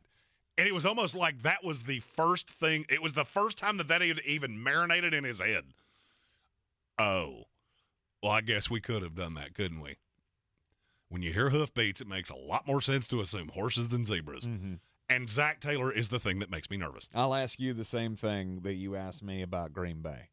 On the worry scale, where are you at with the Cincinnati Bengals? I am worried more about if I accidentally left soap in my coffee cup. All right. I have no fear of the Cincinnati Bengals. So that's a 0.5 on the worry scale from 1 to 10? Not that worried. Not that worried. I didn't use bleach, so I think I'll be fine. See, that's frankly a little Dawn dish detergent. My system could use a good cleansing. It's kind of the reaction that I have of, games like this happen. Mm-hmm. Games like this happen. Is there a problem on the offensive line? 7 sacks would say, yeah, but they're still trying to gel together. Yeah, it's the same problem that's been there for multiple years. Jonah Williams, he's a guard, he's a guard, he's a guard, he's a guard, he's a guard. Yeah, you should have addressed the left side of the line. No question about that. And you're going to have that problem. Now, hopefully, Joe Burrow won't get sacked 63 times this season like he did last year, but some of that's also on him. I mean, he does like to dance around. He does like to, extend plays and try to look for the open guy. And getting rid of the ball is one thing that maybe he needs to learn how to do. But I still looked at that Steelers defense and went, that's pretty terrifying. I have said this repeatedly. The upgrade to the offensive line is not as drastic as you make it out to be. Lyle Collins, that's an upgrade. Mm-hmm. The rest of it, these are journeymen. You're still playing a rookie at left guard, and you still have Jonah Williams, who is a subpar left tackle in this league. Mm-hmm. That makes me nervous as well. But the defense is pretty good. The defense is pretty good. Now, do you pin Pittsburgh's ineffectiveness on offense on the Cincinnati defense? It didn't help. Or is it that bad? I don't think it's that bad. Okay. I really don't. I don't think it's that bad. I just think Cincinnati they're a handful to deal with defensively because they can just show you a lot of things. Mm-hmm. So depending on what you come out trying to do, they're going to take care of that. And I never thought I would feel better about Cincinnati's defense than I do about their offense, but I kind of do. The left side of that line does legitimately worry me. The Zach Taylor thing legitimately worries me. But at the end of the day, I still have Joe Burrow. Just realize everything went against him yesterday. Mm-hmm. still gave you a chance to win. Yes. And Jamar Chase is just a dog. The catch in the back of the end zone, good gracious. And I also don't understand how you don't review the non-touchdown. Mm-hmm. I will never understand that as long as I live. Coaches and time management and challenge management. If I screamed that once over the last 3 days, I guarantee you I've said it 500 times. It's one of the biggest overreactions of the day is that the Bengals are Super Bowl hungover. I don't know that that's true. I don't think it's true. This was a tough division game right out the gate. You got a brand new offensive line that's trying to gel together, and you went up against a very veteran, terrifying defense. And by the way, just needs to be said, Minka Fitzpatrick, you're a dude. He's pretty good at the footballs. You're in the Sportsocracy here on ESPN Asheville. It was a fun time down in Miami for Bill Belichick and the boys. Well, maybe fun's putting it a little too kindly. But, hey, at least they had 5 days of it. This is your time saver traffic on the new ESPN Asheville. Traffic is slow, 26 eastbound between Long Shoals Road and Airport Road, Captain Jeff Bowen Bridge. Traffic is moving well and steady. Smoky Park Highway, north and southbound, approaching Sand Hill Road. Delays near Inca Village. Sardis Road, moving from Sand Hill Road to Pond Road is slow. Near Avery Creek, Boulevard Road, northbound, approaching Long Shoals Road is slow. Sweeten Creek Road, north and southbound, near Mills Gap Road is slow. Hendersonville Road, southbound, is slow between the Smiley's Flea Market area and Butler Bridge Road. Chimney Rock Road delays both directions between Fruitland Road and Laycock Road. I'm Lyndon Fuel with your time saver traffic. This report is sponsored by Mattress Warehouse of Asheville. They've extended the Labor Day sale at Mattress Warehouse. Save up to $1,000. Plus, get free next day delivery. Elevate your sleep with a free adjustable base. With mattresses starting at just $99, there's a mattress to fit every budget. Visit Mattress Warehouse. The Honest Truly Calming Collection is our must-have for Hazy's nighttime routine. The tear-free shampoo body wash and moisturizing conditioner help make bath time easy. The Truly Calming face and body lotion nourishes his delicate skin throughout the night. Honest overnight diapers keep leaks on lock for up to 12 hours, so we can both get a good night's sleep. For sweet dreams, end your kiddo's day with the Honest Truly Calming Collection. Asheville Pizza and Brewing is so happy to announce the return of the $3 movie theater. We've added a second screen to our Merriman Avenue location. Soon you'll be able to catch family favorites, cult classics, and second-run films for only $3, just like the good old days. Visit the main screen for current movies and don't forget about Trivia Night on Wednesdays. Visit AshevilleBrewing.com for info and schedules, or stop by on Merriman Ave. That's AshevilleBrewing.com. TrackPhone wants to know, are you an influencer, a big live streamer? No? Then guess what? You don't need an endless data plan. Get just the right amount of data with TrackPhone's $40 unlimited talk and text smartphone plan. Now with 8 gigs of high-speed data and unlimited carryover on America's largest, most dependable network, now with 5G. Get the data you need at the price you want. TrackPhone Wireless. Now you're in control. Available at major retailers. 5G compatible device required. Actual availability, coverage, and speed may vary. See terms and conditions at TrackPhone.com. At Ingles, whether we're celebrating Friday night rivals, televising college basketball games, bringing the Fan Fest to semi-pro soccer, or taking you out to the ball game at your minor league park, it's all in the bag. Ingles, low prices, love the savings. Black Mountain, get ready to rock. Dark City Rock Fest, presented by Elite Events and Promotions, is coming to Silverados Saturday, September 17th, starring Saving Abel. $20 in advance, 25 day of show, and a portion of the proceeds will go to United Way, Dark City Rock Fest with Saving Abel. Saturday, September 17th at SilveradosWNC.com. If cleanliness is next to godliness, look around the car right now. Is that very godly?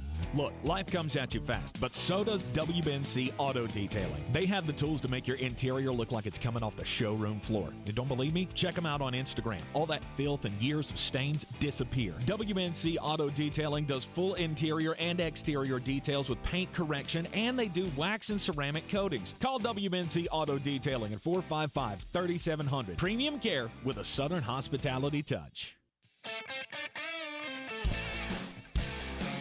The Sportsocracy. The ceiling is the roof. Let's make it happen. Let's keep moving forward.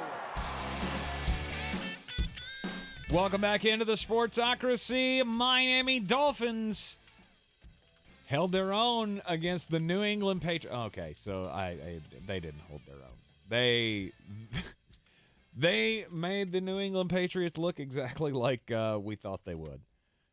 Coming out of the preseason, everybody talked about the New England Patriots offense, how awful it looked. They can't get anything going, and they just didn't show up for the 2022 season. I don't see any path to this getting better. The offense is pretty dreadful.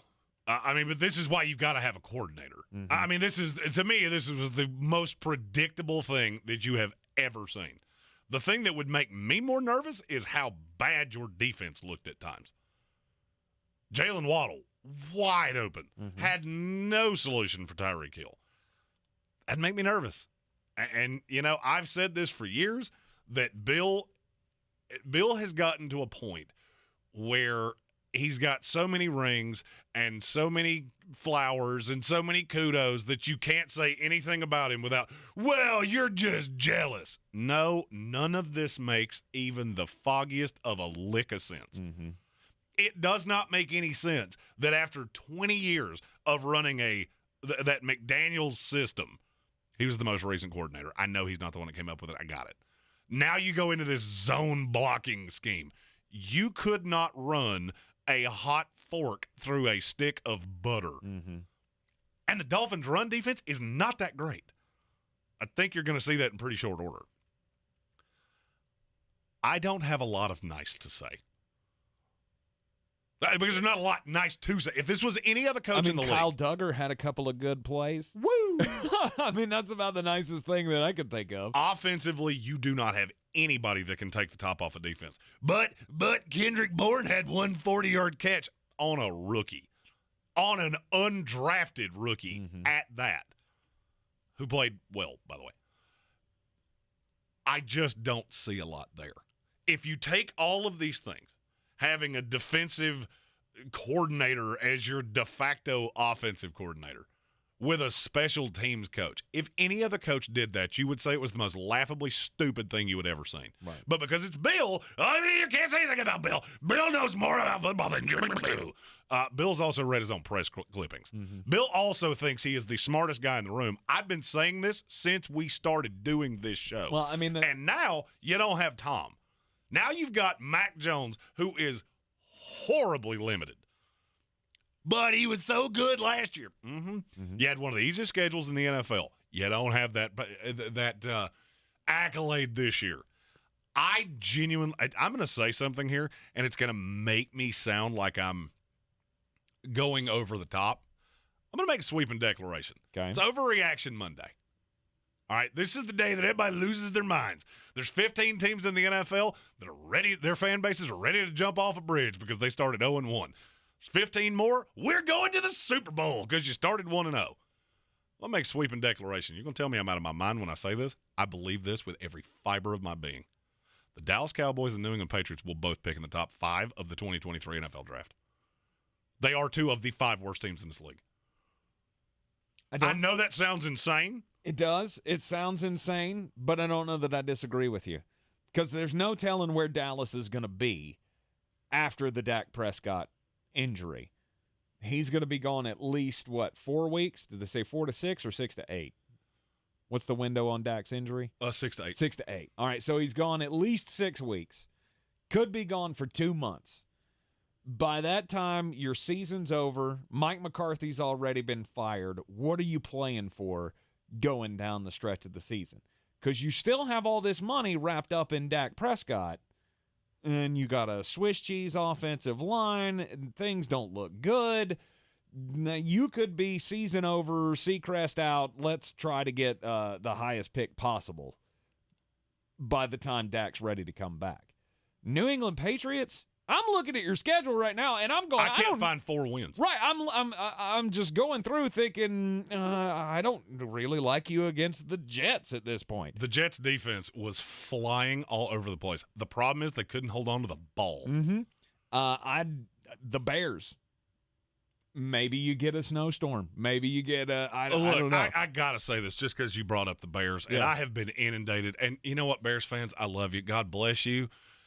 There is one path to you being really good this year, and you better hope that global warming and climate change are really a thing, because if you play 17 games in a monsoon, you might win 5 of them. Mm-hmm. Congratulations. Bluebird sunny day, good luck. I fully agree with you. But I'm also looking at this going, that could be one of their 3 wins on the season. The Chicago Bears could very well end up beating New England in New England. Well, here's my question. Just on a whim. Who are you supposed to beat? All right, 2 of your next 3 games are on the road. You didn't get many schedule advantages here. No. So in the next 3 weeks, you have to go to Pittsburgh, you have to go to Lambeau, and you play Baltimore at home. Mm-hmm. You could get beat by 3 touchdowns by every team I just said. Because that Steelers defense is going to be a headache. You don't have anybody that can stretch it. Mm-hmm. Well, they don't have T.J. Watt. They don't have to. I am not scared of anything you have vertically. Nothing. And even if I was, I feel like you have Pat Matricia over here calling plays, or Joe Judge, or however you're doing this. I don't think you could take advantage of my weakness anyway. Mm-hmm. Then you go. Then you play the Lions. That is at least in New England, and tough. That Lions team is no slouch. Nope. We tried to tell you, and we were right. Yep. Biggest problem I saw for New England defensively, their linebackers are bad. The Lions have 2 running backs that will just ruin your day. Mm-hmm. And then you go at the Browns.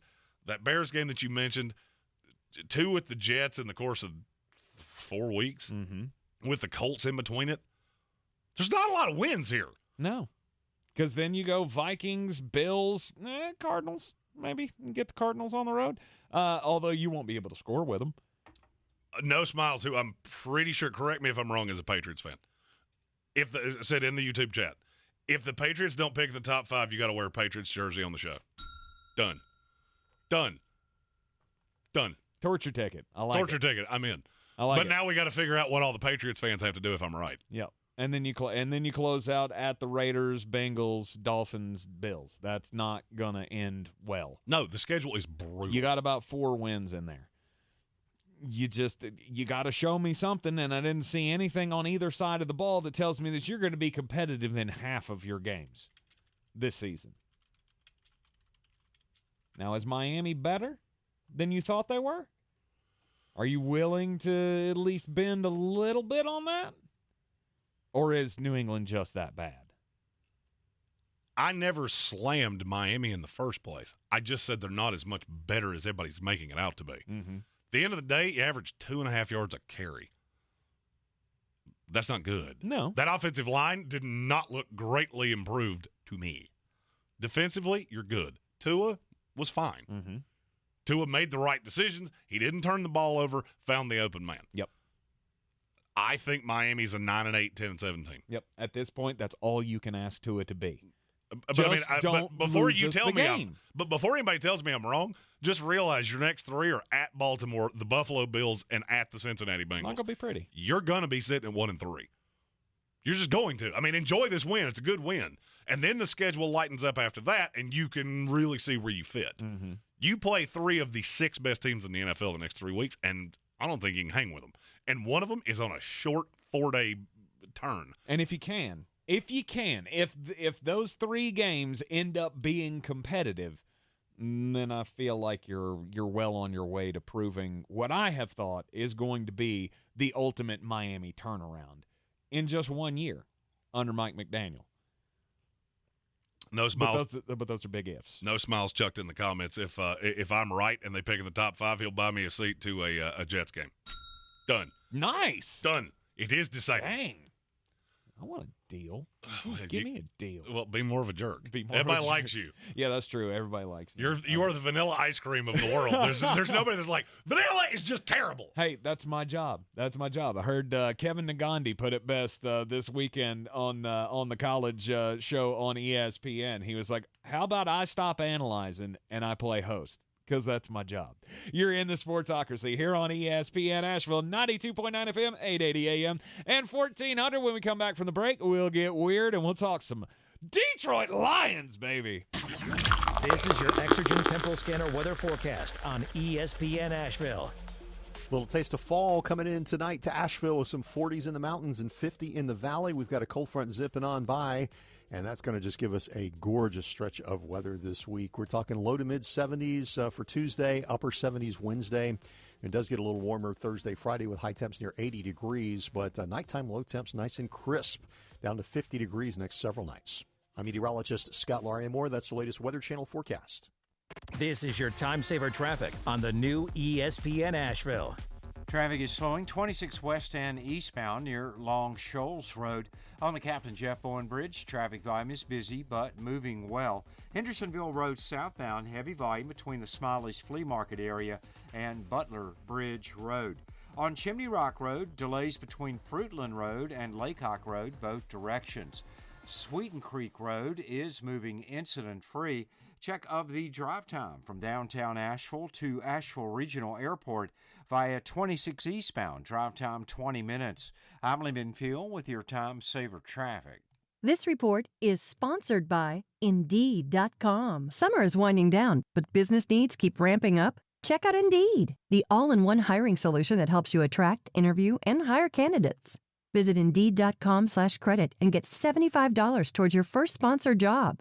Terms and conditions apply. The iHeartRadio Music Festival, where the biggest stars from all walks of music come together. September 23rd and 24th, T-Mobile Arena in Las Vegas. Limited seats are still available at AXS.com or stream it live on the CW app and CWTV.com. The iHeartRadio Music Festival is connecting all of us. Brought to you by the CW's new hit series, All American Homecoming. Stream every episode now for free, only on the CW app. Love and Light Wellness Spa, how can I help you today? Hi there. I'd like to make an appointment for next week. Excellent. Does Tuesday 9 a.m. work? Ooh, mornings are when I go to Taco Bell to get my bacon breakfast quesadilla. Okay. Yeah, I really don't like missing out on those fluffy eggs and crispy bacon covered in melty cheeses. Oh, I understand. Let's see what I have in the afternoon. Namaste. Try the bacon breakfast quesadilla, only at Taco Bell. At limited participating U.S. Taco Bell locations near you during breakfast hours only, 7 a.m. to 11 a.m. Contact local store for hours and participation, which vary. I think it's just vapor. Vaping is safer than smoking, isn't it? One vape pod has as much nicotine as one pack of cigarettes. Get your head out of the cloud. Talk to your kid about vaping. Visit talkaboutvaping.org. Brought to you by the American Lung Association and the Ad Council. Are you ready to tackle your banking needs? Home Trust Bank's team of expert advisors and lenders want to be your teammate. We want to hear your story, learn your aspirations, and assist you with financial needs, and provide options that are tailored to you. With a wide range of personal, mortgage, and commercial services, you will discover all your banking needs under one roof with a local and personalized touch at Home Trust Bank. Score big with Home Trust Bank. Ready for what's next. Member FDIC, Equal Housing Lender. I believe real estate isn't about properties. It's about people. I am Clarissa Marshall with eXp Realty, serving all of Western North Carolina. Navigating the home buying and selling journey can feel overwhelming at times, and that's why having an agent who cares about you and your needs is key. I'm a native of Western North Carolina, and I close over a home a week. I'm an expert in the market, pricing my sellers correctly to net you the most money, and working as a skilled negotiator for my buyers. Please give me a call today at 828-774-6343 to set up a complimentary market analysis. On the weird scale, there's Vegas, there's Florida, and there's Asheville. Let's get weird, Asheville. Things happen in, weird things happen in places that you've never heard of. And this is no different. I have never heard of Kootenai County. Kootenai County is up in northern Iowa. And around 4 o'clock on Saturday, Kootenai County deputies responded to a home due to a physical domestic dispute. According to the sheriff's office, deputies arrived on the scene, and a female victim said that she had been struck with a table that was thrown at her by the male subject.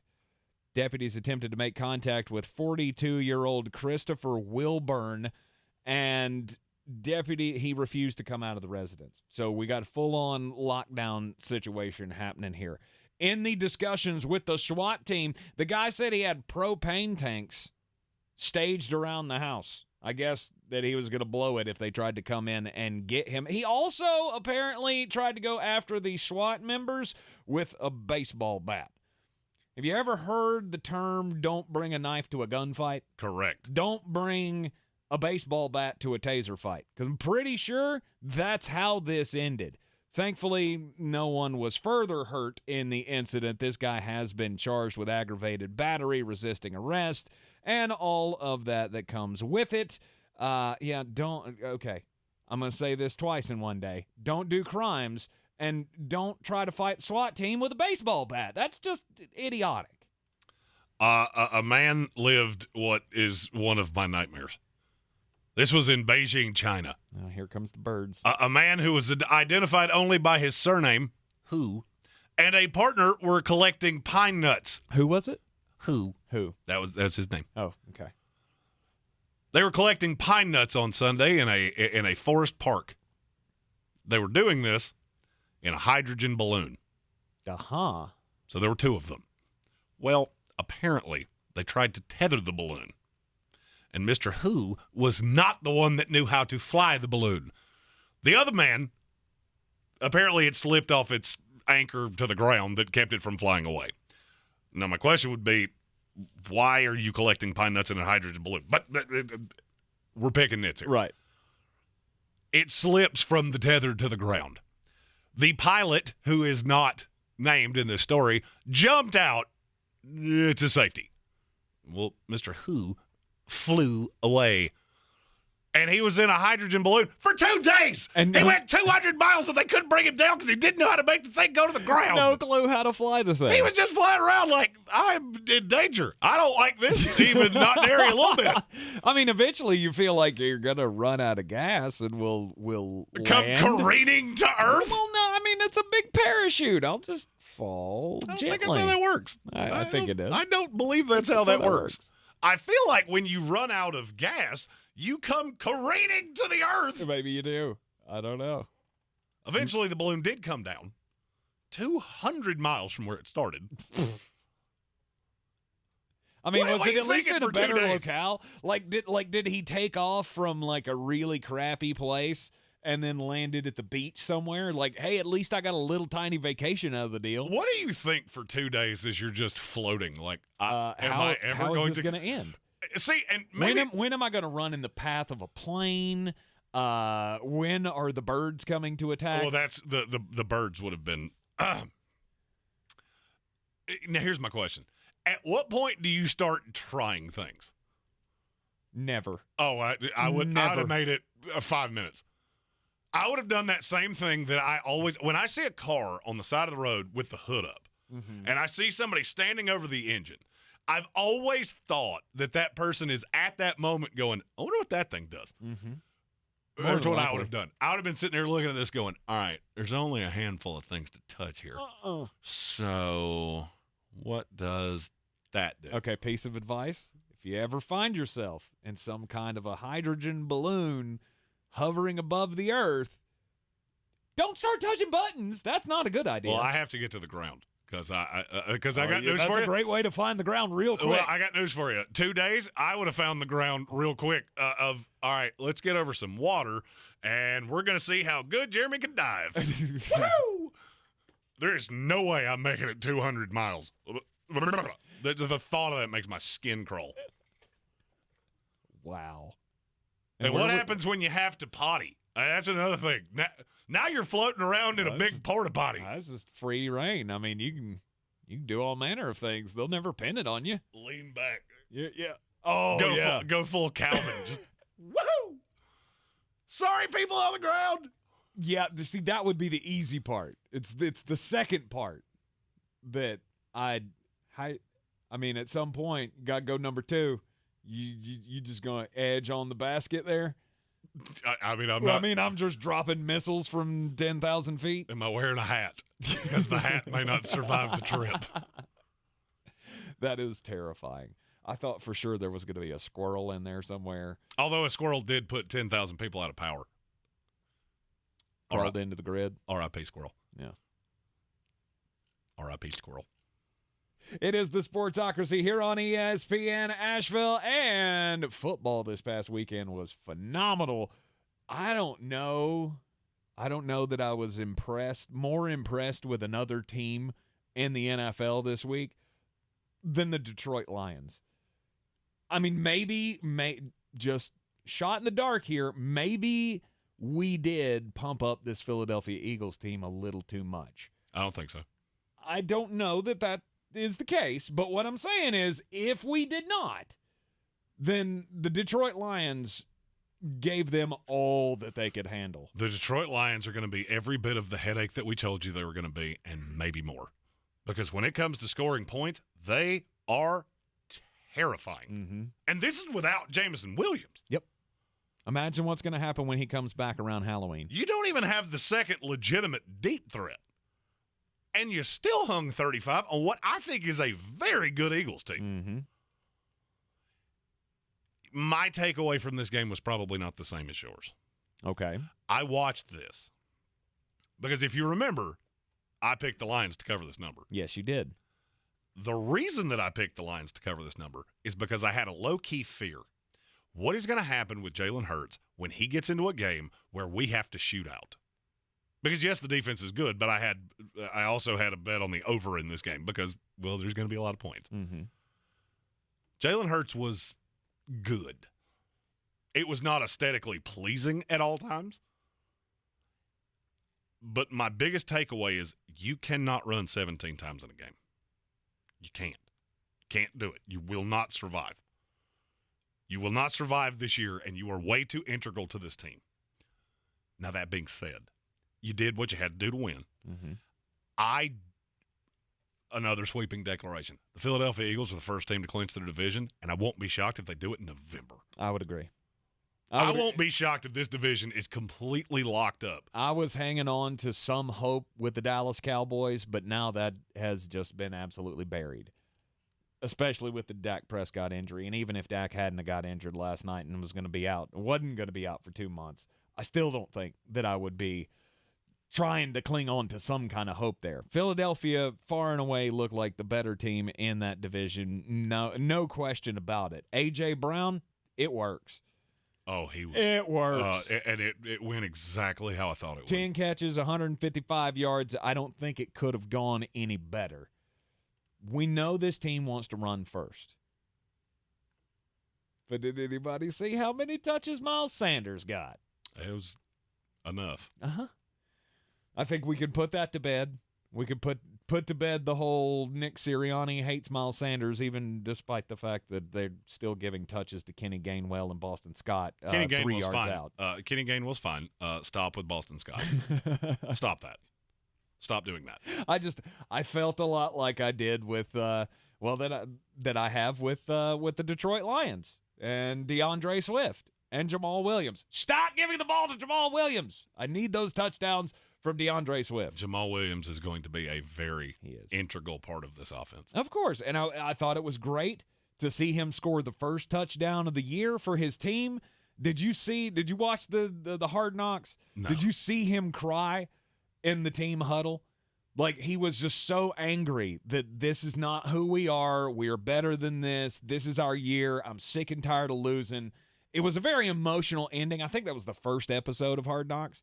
But to see him score the first touchdown of the season, it was just was one of those narrative things that I dug a lot about this game. But Detroit is going to be not great defensively, but offensively, you don't have many answers for them. Unless you're Buffalo Bills, Baltimore Ravens, one of the elite defenses. This is one of those This is one of those games that I feel like people looked at it the wrong way. Because I've heard a lot of, the Eagles almost lost to the Lions. A, it's week 1. Mm-hmm. B, you're on the road. C, that Lions team is way better than you're giving it credit for. Mm-hmm. I was impressed with both, and I walked away from this. I'm not sure the Lions aren't a playoff team.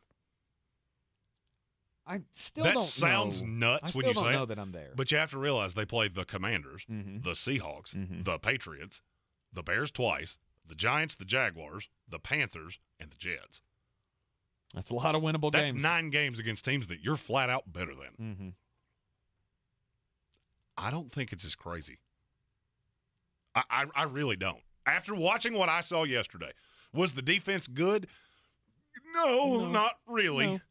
But the offense is so good, and that is a difficult Philadelphia Eagle team to scheme for. Mm-hmm. That is a hard team to walk in knowing what you're dealing with because it's just not something you see very often. It is not often that you come up against a quarterback that's built like a fullback and has a receiver that as soon as the ball's in his hand is terrifying. I was impressed with both teams. Yep. I think that was the game of the day. In all honesty, I think that was the game of the day. I would agree. It would have been better had the Lions ended up pulling out the win. I'm heavy on the Lions. I'm gonna hold them at arm's length though. I don't know all this playoff talk and all that. That may be way too much at this point. I'm not. I believe in this Lions team. I believe in this Eagles team. You know who I don't believe in? Who? Jimbo Fisher. Oh, God. Yeah, baby. The Appalachian State Mountaineers go into Kyle Field, one of the toughest places to play in all of college football, and they took down the Aggies, a top 10 team no longer. Appalachian State should be ranked this week. And it's dumb that they're not. Just stop doing polls. Flat out, stop doing polls. If that's how, if you genuinely think that Oregon team should be ranked and App State's not, you don't deserve a vote. Mm-hmm. This is kind of like you used to say with people that left out Derek Jeter off their Hall of Fame ballot. Yeah. You don't get a vote anymore. Yeah. All right, you have officially done so many stupid things that I now your opinion is meritless to me. Agreed. That was the easy. I had a lot of people ask me because I put out a Facebook Live after about, we'll say 14 domestic lights, because between Texas and App State, it'd been a day. Mm-hmm. I hit a money line parlay, or a money line outright wager on App State, and a lot of people said, "How in the world did you know that?" It's very simple, because Texas A&M can't score. Haynes King may be the worst high-level quarterback I've ever seen. Yes, but he's so good running the ball. Is he though? Is he really? Yeah. Their offense was putridly bad. Ooh. And this is an App State team that just allowed 63 points to a Carolina team that could easily have lost to Georgia State. Worst Power 5 quarterback. Is it Haynes King or Spencer Rattler? Spencer Rattler can at least throw. Yeah, good point. Not well, but he can throw. That is a good point. Yeah, I kept screaming at the television going, why are you not playing Max Johnson? I still can't figure that out. Doesn't make any sense to me. Here's my question. At what point does Texas A&M have to look around and go, what exactly are we getting with Jimbo Fisher? Oh, great. He's bringing in great recruits, and he loses an absolutely dumbfounding game every single year. Mm-hmm. And this one was really predictable to me. I mean, it was the last pick of the bangers last week. Yep. You can always rest assured, what game does Jeremy feel the best about? The last one he gives you. I was so overweight on this, and it went exactly how I thought it would.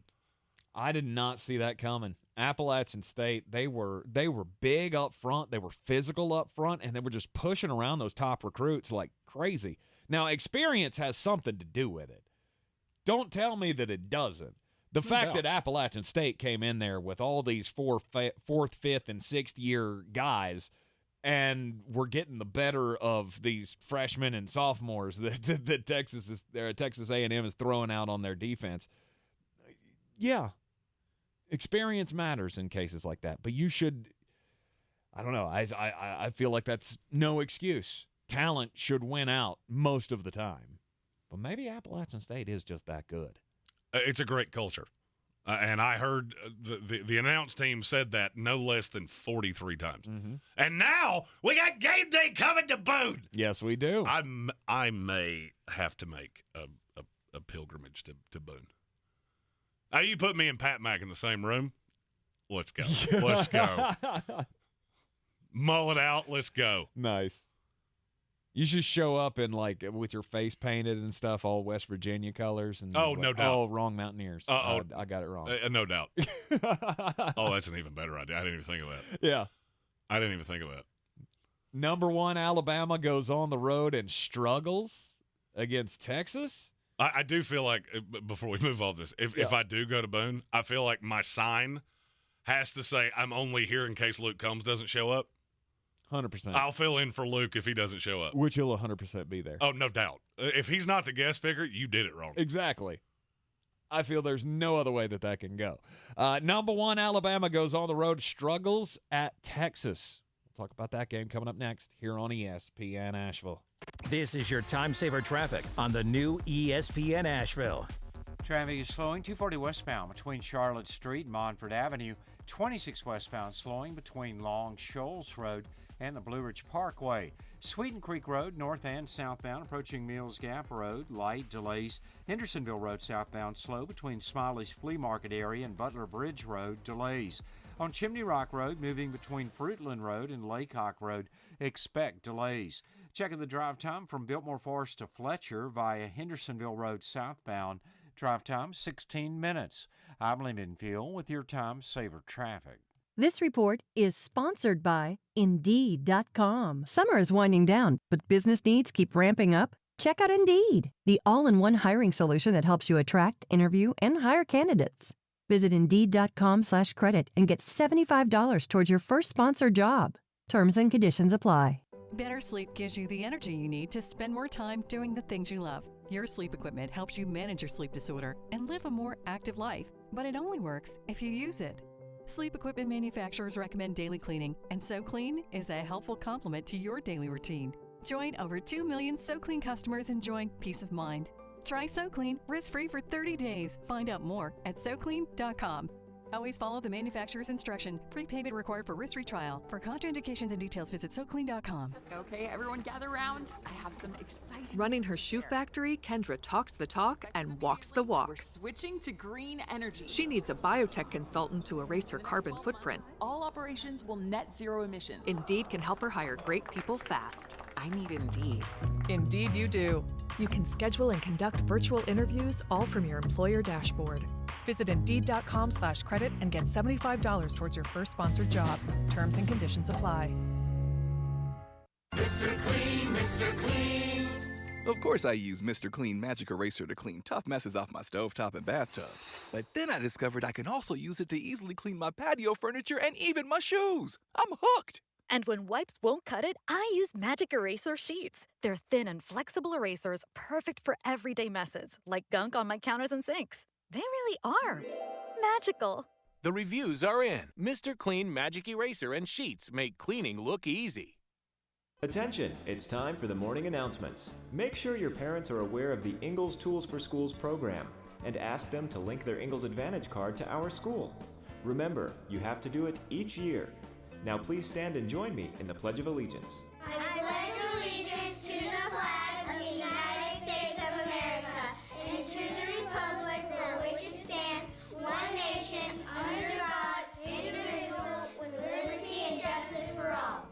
Everyone's heard about the housing market and this being the best time to sell a house in years. But the same thing applies to cars. Whether you're looking to buy a car, trade in, or sell that car in the driveway collecting dust, Fred Anderson Nissan of Asheville wants to buy your car. They have 2 on-site managers that work with Kelly Blue Book to give you top dollar for your vehicle. You can even have your car appraised instantly at AndersonNissan.com. Stop in and visit them today at 629 Brevard Road in Asheville or call them at 828-365-1663.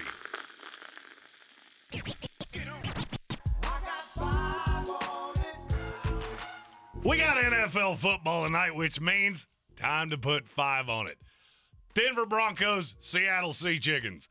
This is going to be ugly. Obviously, I got to make a pick on the game. Broncos are 7-point favorite, over under 44. I am easily taking the Denver Broncos here minus the 7. I got 50 on it. Broncos minus the 7. I don't think this game is ever really all that close. I got 25 on it, under 44. I could see this being one of those gross, just 27-7, ugly, gross fest games. With only one game, you got to find a prop. And the one that I'm really high on, Cortland Sutton over 4.5 receptions, plus 105, bet 100 to make 105. I got 25 on it. Cortland Sutton over 4.5 catches. All right, you can take those wagers to betus.com. Use the promo code Sportsocracy and get a 125% deposit bonus on whatever you put into your account, up to $2,500. Lots of free play money, and you never know when a free play is going to get you a lot of cash. Did it for me this weekend. Jeremy putting down that free play money on Appalachian State and turned it into what? 850. 850 U.S. doll hairs that is going on our Eblin Charities St. Nicholas Project donation. The free play came from you, the lovely listeners of this show. My Vulcan brain is what went, and I also did it after a domestic light or two. Or 12. Secret time? I totally forgot. I got an alert that said, you have hit a money line. Blah, blah, blah, blah. And I looked at my phone and went, I think Bettis might be drunker than I am. And then I went back and looked through the tickets and went, oh, yeah, I did do that. I did do that. Good for you. 17-14. Appalachian State got the big win on the road at Texas A&M. There was another big game in the state of Texas. And number 1 Alabama went to Texas. And all the talk of Longhorns Nation of we are back. Maybe. They are back. Just maybe. They are back. You think so? If Quinn Ewers doesn't get hurt, they win that game. Period. And to me, it's not even debatable. Alabama had nothing for him. Mm-hmm. Mulleted, man. Throwing it out there. Alabama will not play a worse game, though. That's the thing that everybody's jumping off a bridge about Alabama. Like, you do realize this is not going to happen again. They're not going to have 15 penalties like they did in that game.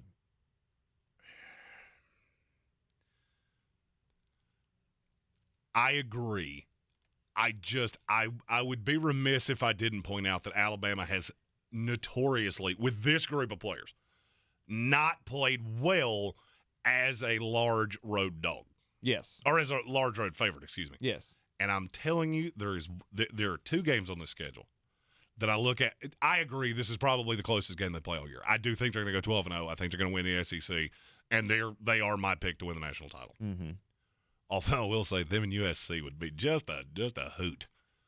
I don't care what the over-under is. Over it. Over it. There are 2 I've got circled. At Arkansas and at Tennessee. I'm telling you, I will take the dog in both of those games. Not to win, but to cover. Will Anderson had quite possibly the worst game I have ever seen a player that could have. Mm-hmm. I've never seen somebody that was that far. I think he had 3 offsides. 3 super uncharacteristic penalties for Will Anderson. Yeah, I think it was an anomaly kind of a thing. Like, Alabama went in reading their own press clippings, going, Texas is not really back, and they just didn't have it. They didn't have it, and I guarantee you that today there's kids puking in Tuscaloosa. Oh, yeah. Because they are running stairs. They are doing whatever kind of evil genius Nick Saban has come up with for punishments. This was not a fun day to be at practice in Tuscaloosa. No, absolutely not. And, they're going to be fine. In the YouTube chat, Alex Manjabi asked, did Will Anderson hurt his stock? Nope. Mm-mm. No, he did not. I mean, yeah, it was a bad game. That's something that when the draft process comes up, you're going to hear the talk of that game because people are going to put it under a microscope and say in the biggest game that they played in the first half of the season, Will Anderson's brain looked like it was 5,000 miles away. It's one game. Mm-hmm. He's still freakishly dynamic. Yep. And I will say, Texas is the best team in the Big 12, and it's not close. I would agree with that. That defense was flying around. But what about Quinn Ewers? What about Quinn Ewers and that injury? Well, he's out 4 to 6 weeks. So obviously that is a big deal. Mm-hmm. The thing I will say about that, you play UTS in the time that he will be gone. You play UTSA, Texas Tech, West Virginia. You will win all 3 of those games, and you will win them comfortably. Mm-hmm. I would say he's probably targeting coming back for Oklahoma. And I'm going to say point blankly, I don't care if he plays or not. Mm-hmm. They're so much better than Oklahoma, it is comical. That Brent Venables thing, that working out great for you, you're up 7-3 at the half at home against Kent State. Right. Tell me again that doesn't matter. Meanwhile, Lincoln Riley's out in L.A. Just, you know what? How many times do we get the ball? Because that's how many times we're going to score. Yep. USC is for real, and Georgia's the new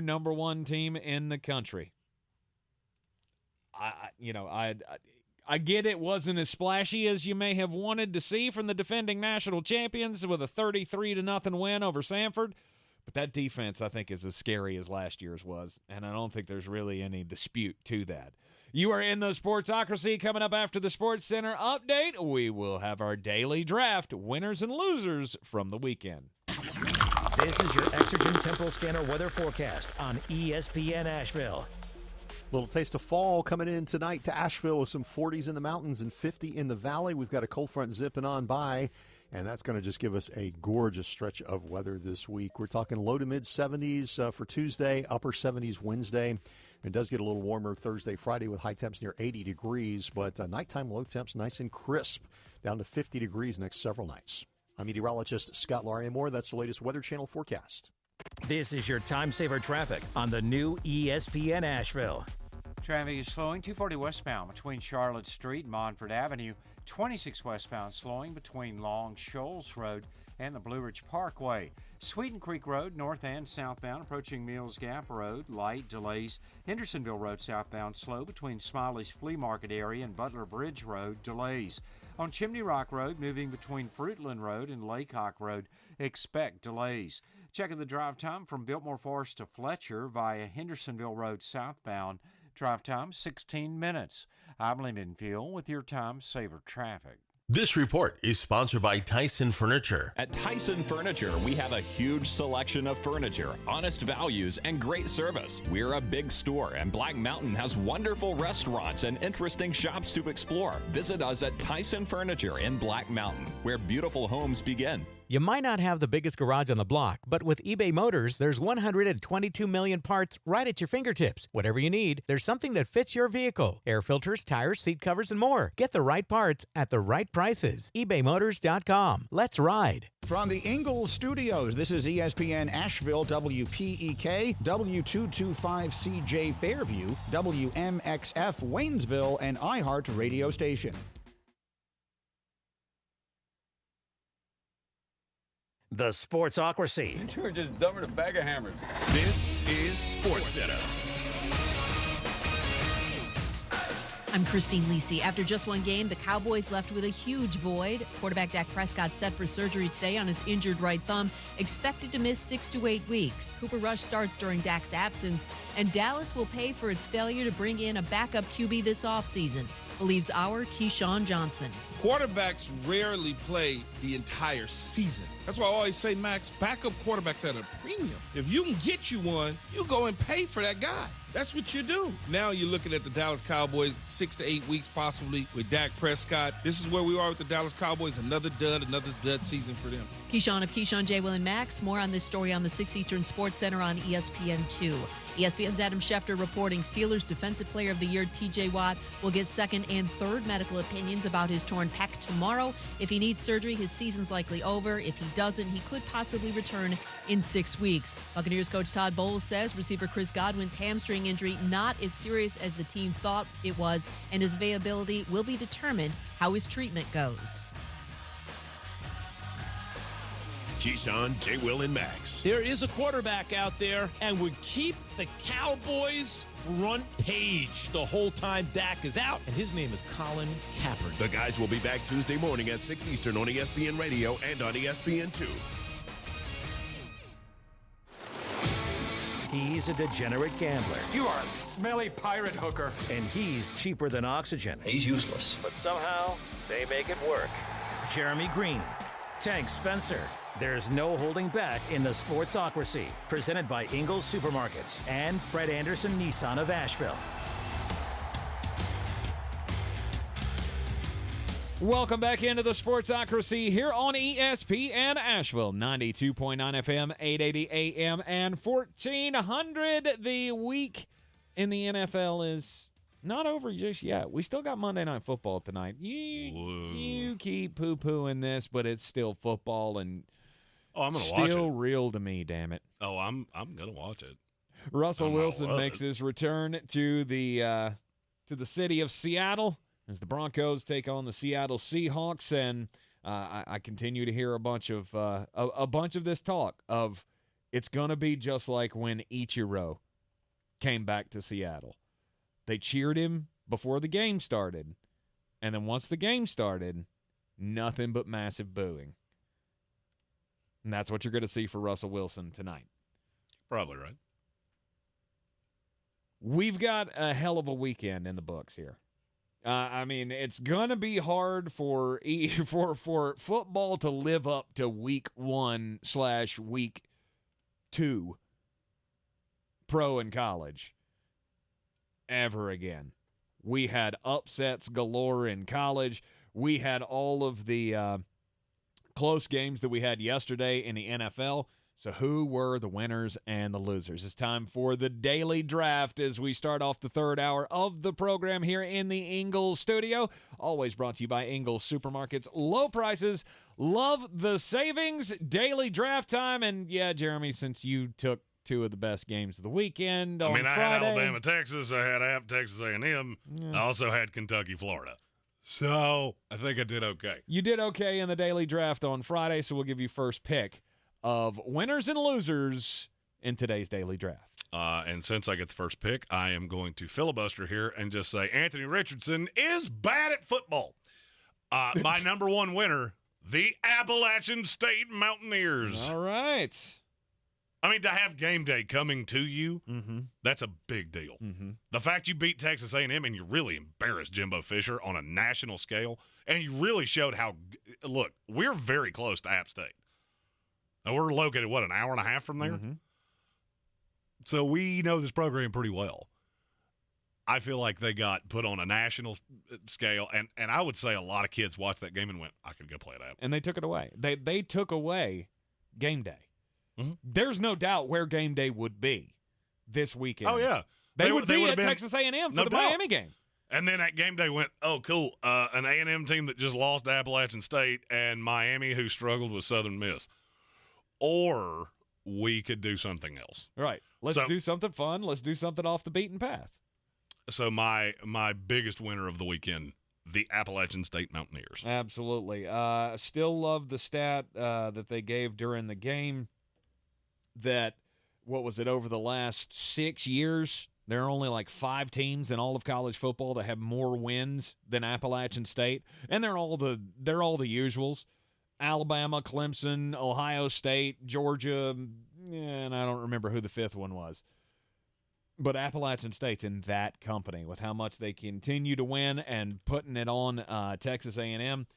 It was something that I never saw coming, but I'm glad that it happened.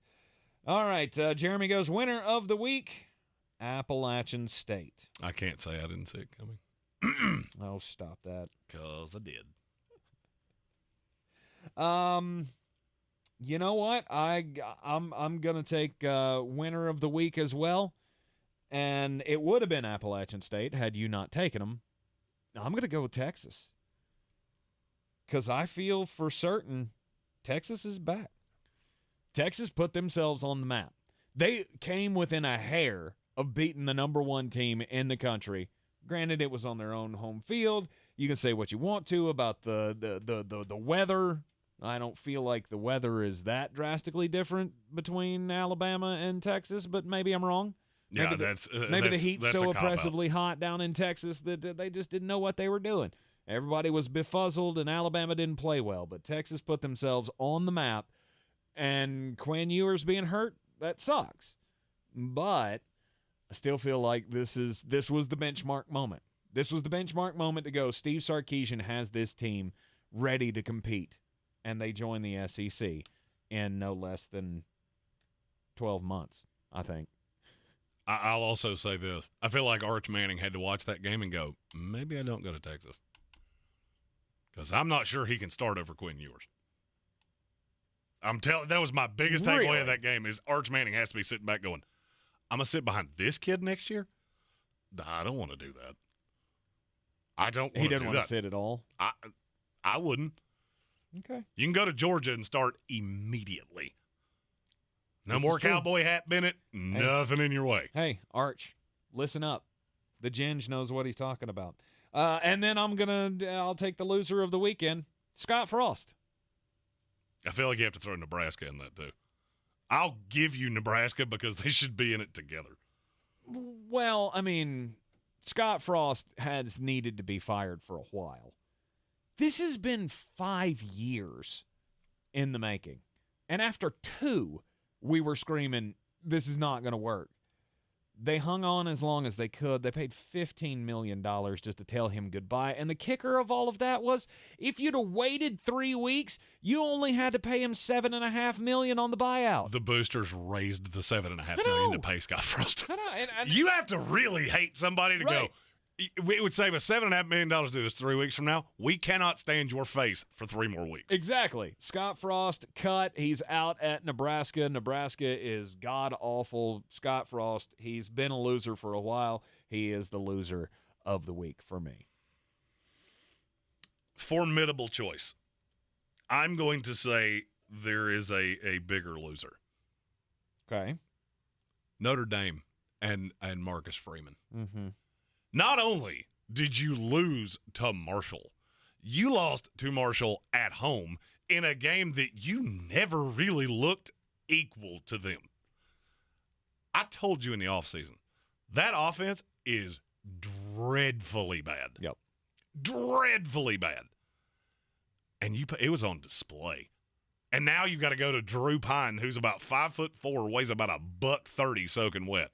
Good luck. Also, take a gander at their schedule and realize how many teams that are better than them they still have to play. Mm-hmm. They still have to go to Carolina. Is Carolina great? No, but they score a lot of points, and they do it pretty effortlessly. You also have to play Clemson, BYU that looks far superior to you, Stanford that hung with USC. I mean, it was never really in doubt, but they scored with them. Clemson and that USC team. Mm-hmm. Notre Dame may not make a bowl game. I now find it more likely that they are below 500 than that they win even 8 games. Wow. That schedule is gross. Mm-hmm. Big winner of the weekend. Not trying to have a victory party of just how many things could Jeremy be right about, but USC. Not only because you have shown you can score points effortlessly. Mm-hmm. That offense is terrifying. And defensively? They're opportunistic. Yeah, they lead the nation in turnovers. Yes, they are. That's the big thing I took. I knew they were going to score points. But to watch that defense make big plays, big explosive turnover plays, that's something that, that's something that's going to put you or keep you in contention in every game, even if the offense takes a bump, which I don't know that's coming. And another part of their win, Notre Dame's the second best team left on your schedule. You have to play at Utah, which I feel like Lincoln Riley has that circled on a calendar in every room of the USC football offices. The next toughest team you play is Notre Dame, mm-hmm. and it's in L.A. Mm-hmm. They're going to go undefeated. Time for a loser of the weekend. And I'm going to do that thing that you just did, lumping in a coach and the team. Dallas Cowboys, Mike McCarthy. This didn't look good to begin with. Now Dak's hurt, and he's going to miss possibly 2 months after surgery on the broken hand. Your season's dead. Your season's dead. Mike McCarthy, your career is dead. And, just be thankful for what you do have. You got that one Super Bowl with the Green Bay Packers, and you can fade off into the distance and we don't ever have to see you again. I don't know what they're going to do. I don't know if it's Dan Quinn. I don't know if it's Kellen Moore. Kellen Moore. I don't know if they're going to go to Sean Payton in the offseason. Oh, Sean Payton is just sitting around waiting. How much of Jerry's money am I going to take? Yes. I don't know what you're going to do, but Dallas, you are cooked. You are done like dinner. Now, it kind of pains me to do this, but I'm going to name them a winner of the weekend because I did not see what happened yesterday coming at all. It's the Atlanta Falcons. The Saints didn't look good. There's nothing about Still found a way to win. Still found a way to win, sure. But was there any part of you that ever thought the Atlanta Falcons were going to make that game competitive? No, and they're fun. I mean, Arthur Smith is a brilliant individual, and it showed yesterday. Yeah. Look, we had a group of Saints fans sitting behind us, and they were just mouth open Silenced. going, what is happening right now? Drake London looked every bit of the offensive rookie of the year. Cordero Patterson continues to get heavy tote with that offense. They are not as bad as I thought they were. Although I will say that the New Orleans Saints are played at least yesterday markedly worse than I thought they would be. They're not. Atlanta was just scrappy and tough, and I think New Orleans overlooked them. I would say they thought that we're just going to show up and this is an easy win. Sure. I didn't change how I feel about New Orleans at all. One of my favorite picks of next week, New Orleans, to beat you outright in the Dome. Tampa looked disjointed. I saw enough of New Orleans. All right, you sleptwalked through the Atlanta game, but you still got the win. I'm going back to the loser well. Trey Lance. The public narrative has completely shifted on him. Now, do I think that's intelligent? No, I don't. That game was played in a monsoon. And I feel like Bears fans are overreacting to the win. 49ers fans are overreacting to the loss. Just calm down. I think there's something to the sleptwalk through it. And that Shanahan offense really just doesn't work in a monsoon like that. It was ugly. He didn't play well. I get it. The public narrative has gone ridiculous on Trey Lance. It's just, it is what it is. Calm down. It'll be fine in a month. I'm going to go winner. I kind of want to go two more winners, and I may do it. Mark Stoops in Kentucky. They showed we are a nationally relevant team. They annihilated Florida. They did nothing offensively. I get that the game was close. It was still in the swamp, and Florida is still talented. I never doubted they were winning that game. And Anthony Richardson threw, without a doubt, the worst interception I have ever seen. I want you to remember that come April. But what about Anthony Richardson? He's such a good runner. Great. Fantastic. Right. He's also the worst thrower of the football I think I've ever seen. Big win for Mark Stoops in Kentucky, though. All right, I'm taking a loser. I'm taking my last loser of the weekend, and it's Carolina Panthers fans. I'm sorry, and it's not all of you. It's just the ones that put all of your hope and your eggs in the Baker Mayfield basket. Because I feel like you saw yesterday exactly what we've been trying to tell you about Baker Mayfield. He's not good at football. That first half was the worst half of football that I have seen from a Carolina quarterback in a long time, and that's considering the games that P.J. Walker played the last couple of years. So I hope that you can now look at this team and go, okay, we're not it. Maybe we can have some thrilling finishes like we did with the Cleveland game, but you still ended up losing. Baker Mayfield was a big reason why. The rest of the team had some say in that as well. But okay. Now my last winner of the weekend, I'm going to do that thing that Jeremy hates, where I take one giant group. If it's not the Sun Belt, you did it wrong. It's the Sun Belt. What did I tell you a couple of years ago? Sun Belt football is fun. I mean, it is a blast. And I'm telling you right now, I think the Sun Belt is the best group of five conference out there, and I would not be shocked to see them claim a spot in the Power Five. When we all come around to what the Pac-12 is going to end up being, the Sun Belt will be far and away better than they are. I said this 2 weeks ago. If the Sun Belt played the Pac-12 right now, I'd take the Sun Belt. I don't think it's all that close. Between App State beating Texas A&M, Marshall going into Notre Dame and beating them, Georgia State playing tough and probably should have beat Carolina, and then you had Georgia Southern. They played them tough. Offensively, you're a little limited. Oh, I understand that. And then mistakes were made by the Tar Heels, but I think that also plays into, Ball bounces in a little bit a different way, you would have lost that game if you were the Tar Heels. Georgia Southern beating Nebraska. I get Nebraska's horrible, but Georgia Southern should never be in that game. And hats off to the fighting Mike Houstons as well. Getting the win over Old Dominion. And convincingly so. I watched way more of that game than I'm proud of. Holton Ahlers, he's a dude. He a dog. Yeah, he's a dude. He got that dog in him. Saw Alex Flynn make a little appearance, too. That was fun. Yep. So my final loser, I'm going to tie in. Somebody just said it in the YouTube chat, and I was debating what my last loser was going to be because I have about 7 more winners that I want to throw out there, but I don't have any more spots. Alex Majabi asked, question for you both. Which one of the major quarterbacks drafted this year will be the first to get their start this year? My big loser of the weekend, the rookie quarterbacks. Because I did not see a clear path to any of them getting on the field. Obviously, Matt Corral's is done for the year anyway. Marcus Mariota, okay. Mm-hmm. I saw enough out of you. It'll be week 10 before you even consider Desmond Ridder.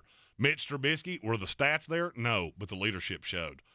And Malik Willis, I can blame that Tennessee loss on a lot of people. Ryan Tannehill ain't one of them. Mm-hmm.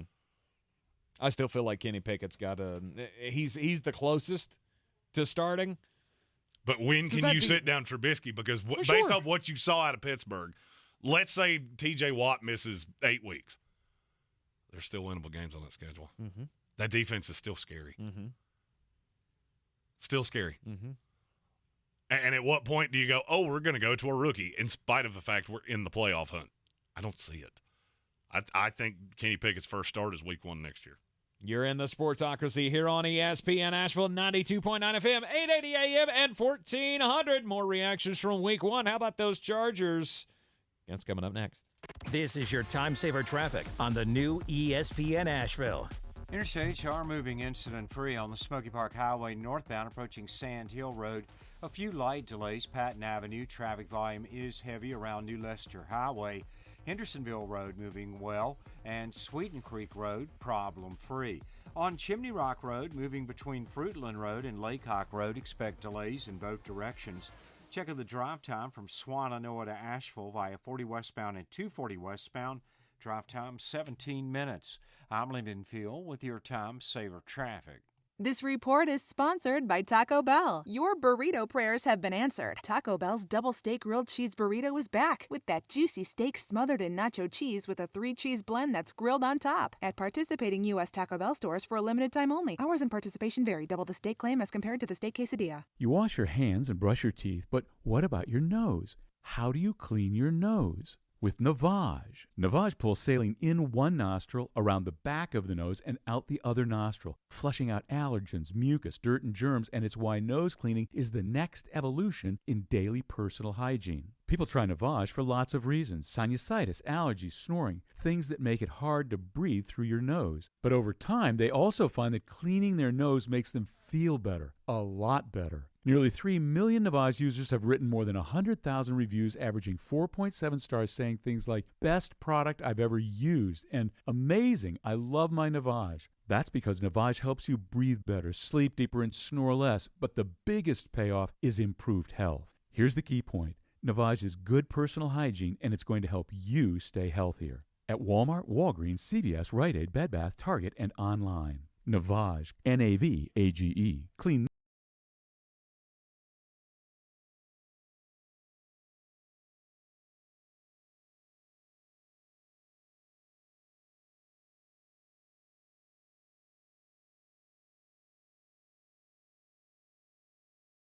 Rogue Combat Club, Asheville's home for comprehensive martial arts training, has a goal for our community, one that's stronger, more fit, and unwavers in its support of one another. Rogue Combat Club's instructors have competed at the highest levels and offer classes for everyone from young children to adults in Brazilian Jiu-Jitsu, Muay Thai, and wrestling.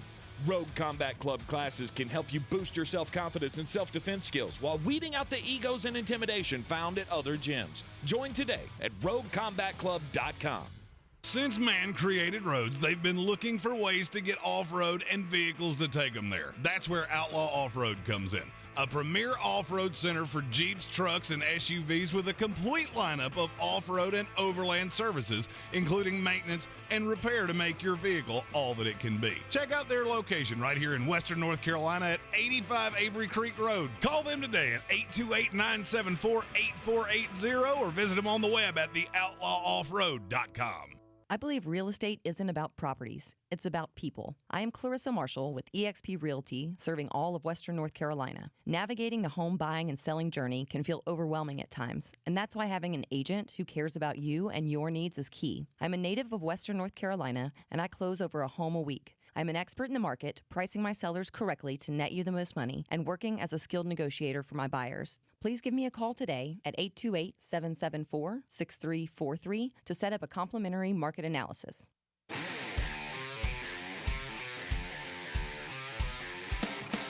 The Sportsocracy. Ice up, son. Ice up.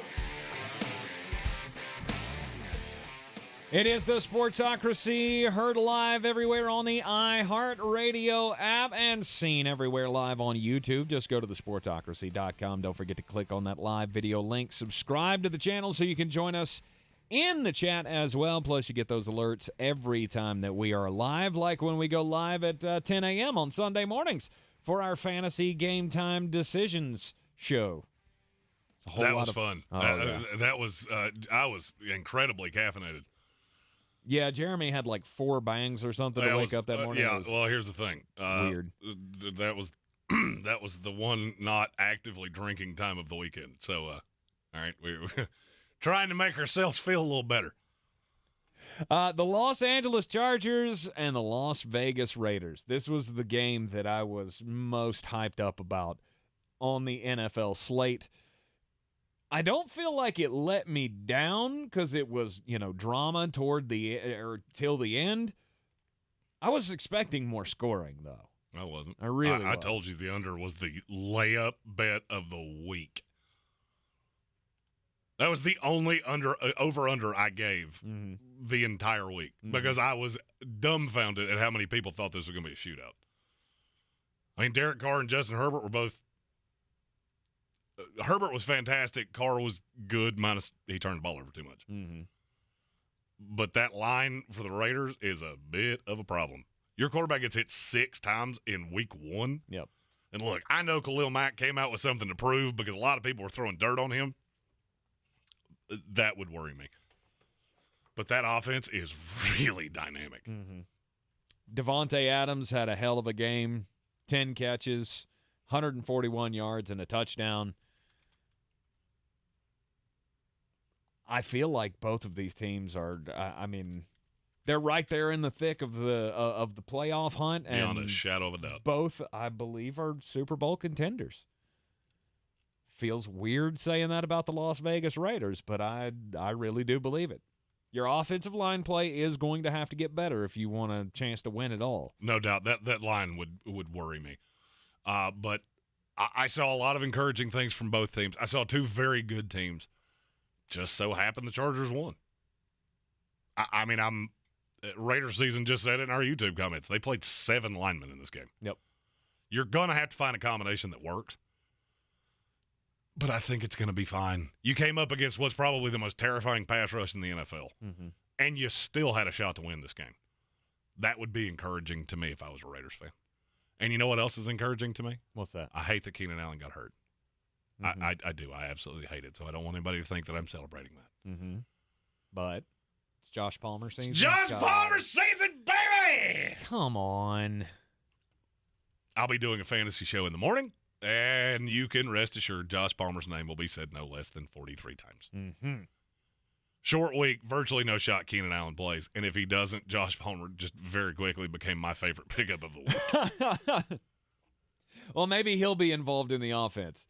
Because, it was if you're a fantasy football player and you've got Chargers on your team, none of the guys you have on your team scored. DeAndre Carter, Gerald Everett are not guys that I Xander Horvath. Thanks for that. Thanks for nothing. Appreciate that. 24-19 Los Angeles Chargers take the first step ahead in the AFC West. If you're a Raiders fan and you were told that Derek Carr is going to get hit 1 billion times, sacked 6 times, turned the ball over 3 times, and you're still going to have a chance to win this game, I can probably be okay with that. Mm-hmm. We'll take it. We'll take it. You know what else I'll take? I will take the PhD weight loss program any day of the week. I will put it up against any other program out there because I feel like I've tried them all, and none of them have worked for me the way PhD has. PhD weight loss has taught me how to, change my nutritional habits. I'm staying away from the things that make me fat, that feed that little demon inside of me called visceral fat. And by starving it, they help me collapse it, and I have lost over 90 pounds now with PhD. Tank had more weight to lose than I did. I had to get out of bad eating habits. I was athletic in my younger days, and I had just become lazy. Fast food was easier, and I did it a lot. And it had led to me being a little pudgy. It also was affecting my sleep, my activity levels, and after just 7 months on this program, I'm back to my high school weight, and it's all thanks to the planning program of PhD Weight Loss. If you had told me that there would be a time in my adult life where I would be on the cusp of weighing 200 pounds, I'm officially 203 after my weekend weigh-in, I'd have told you you're absolutely insane. You want a program that gives you insane results? Go to myphdweightloss.com. PhD Weight Loss, the official weight loss program of the Clemson Tigers and their fans. This is your Exergen Temporal Scanner weather forecast on ESPN Asheville. Little taste of fall coming in tonight to Asheville with some 40s in the mountains and 50 in the valley. We've got a cold front zipping on by, and that's going to just give us a gorgeous stretch of weather this week. We're talking low to mid 70s for Tuesday, upper 70s Wednesday. It does get a little warmer Thursday, Friday with high temps near 80 degrees, but nighttime low temps nice and crisp, down to 50 degrees next several nights. I'm meteorologist Scott Laurier-Moore. That's the latest Weather Channel forecast. This is your time saver traffic on the new ESPN Asheville. Interstates are moving incident-free on the Smoky Park Highway northbound approaching Sand Hill Road. A few light delays. Patton Avenue traffic volume is heavy around New Leicester Highway. Hendersonville Road moving well, and Sweeten Creek Road problem-free. On Chimney Rock Road, moving between Fruitland Road and Laycock Road, expect delays in both directions. Check of the drive time from Swannanoa to Asheville via 40 westbound and 240 westbound. Drive time 17 minutes. I'm Lyndon Field with your Time Saver Traffic. This report is sponsored by FEMA and the National Flood Insurance Program. It's hurricane season. Flood insurance can help you avoid paying out of pocket for costly damage. It's time to trust your instincts, get flood insurance, and protect the life you've built. Visit floodsmart.gov. Sponsored by FEMA. Zero Res Carpet and Air Duct Cleaning, the most trusted and reviewed cleaning company in town. Take advantage of their fall sale going on now. Get 3 rooms of carpet clean for only $129 when you mention ESPN Asheville. Easily schedule your cleaning online at zeroresasheville.com. Black Mountain, get ready to rock. Dark City Rock Fest, presented by Elite Events and Promotions, is coming to Silverados Saturday, September 17th, starring Saving Abel. $20 in advance, 25 day of show, and a portion of the proceeds will go to United Way, Dark City Rock Fest with Saving Abel. Saturday, September 17th at SilveradosWNC.com. Roots and wings, the 2 greatest gifts any parent can give their kid. But when it's time for them to head off to college, there's also groceries, laundry detergent, notebook paper, ironing instructions, and futons that assemble with parts left over. At Ingles, we have all the comforts of home right around the corner. We know that life's biggest steps are best taken with faith and trust in the ones you love the most. Ingles, all the ingredients for family. When I finally drove the old car into the grave, I knew there was only one place I was going to go. Fred Anderson Nissan of Asheville, home of the family plan. And yes, they treat you like family. I went in, told them what I was looking for, told them my budget, and in no time, I was signing the paperwork on my certified pre-owned vehicle. They have the area's largest selection on quality pre-owned vehicles and certified Nissans. They go through a 167-point inspection, so you know it's not going to let you down. They gave me the Carfax report, so I know the history of my vehicle. And the Fred Anderson family plan gives me things like oil changes and car washes and loaner cars if I have to have major work done on the car in the future. For me, buying a car has always been an intimidating thought. But the folks at Fred Anderson Nissan of Asheville made it super easy. Don't be like me. Don't wait till the last minute to get a deal done. Go to AndersonNissan.com or stop by the showroom at 629 Brevard Road. And don't forget to mention we sent you from the Sportsocracy and get a $250 bonus on your trade-in at Fred Anderson Nissan of Asheville.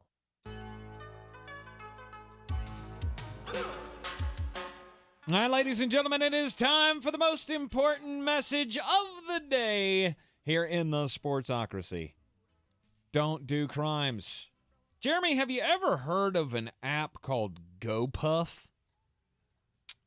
I have not, and I don't think any of the jokes I wanted to make right there are allowed on the show.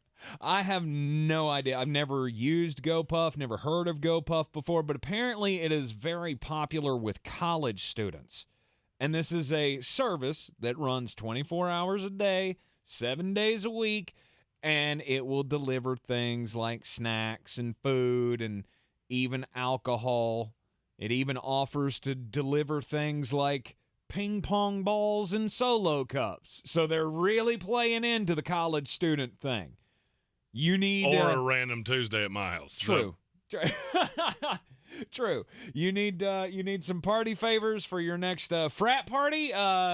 Maybe this is it. Maybe GoPuff is the way to go. I don't know if they operate here, but down in Florida they do. And there is a terrifying story of a UCF student who was ordering things off of GoPuff. And when the guy got to the house to deliver the items, this girl was on the phone with her boyfriend. And the guy came through the door, grabbed the phone out of her hand, and hung it up and threw it and tried to grab her and snatch her. Thankfully, she was able to fight him off and shut the door and lock it and called the cops. Cops came. This guy is now facing charges for that. But I guess this is more of just a PSA of be careful with your delivery people. You don't know. You don't know what kind of background checks are done on delivery drivers and such, or what kind of hoops that they have avoided to get that, because this guy had a laundry list of a rap sheet, like 10 felonies on his rap sheet. GoPuff official statement is we always do background checks and blah, blah, blah, blah, blah. But now you got some splaining to do to not only the police down in Florida, but also to the rest of your customers to make sure that, Mr. Felony is not showing up at the door trying to grab college students. They say that there are possible other victims of this guy, and hopefully this brings an end to that. My story is about a person that would probably associate with the person in your story. A 26-year-old man in Albuquerque, New Mexico, has been arrested.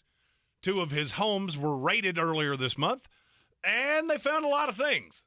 But it's what they didn't find that is unsettling. In the raid, they seized 2 pounds of heroin, 10.5 pounds of cocaine, 49 pounds of marijuana, 17 rifles and pistols, fentanyl, Xanax pills, and nearly $42,000 in cash. Wow. They also seized an alligator, which the man was keeping as a pet. Florida. Albuquerque, New Mexico. Probably moved from Florida. Moved from Florida.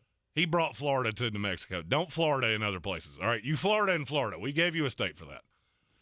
Well, they were also looking for something else. He had a tiger. He had a tiger cub. It's less than a year old.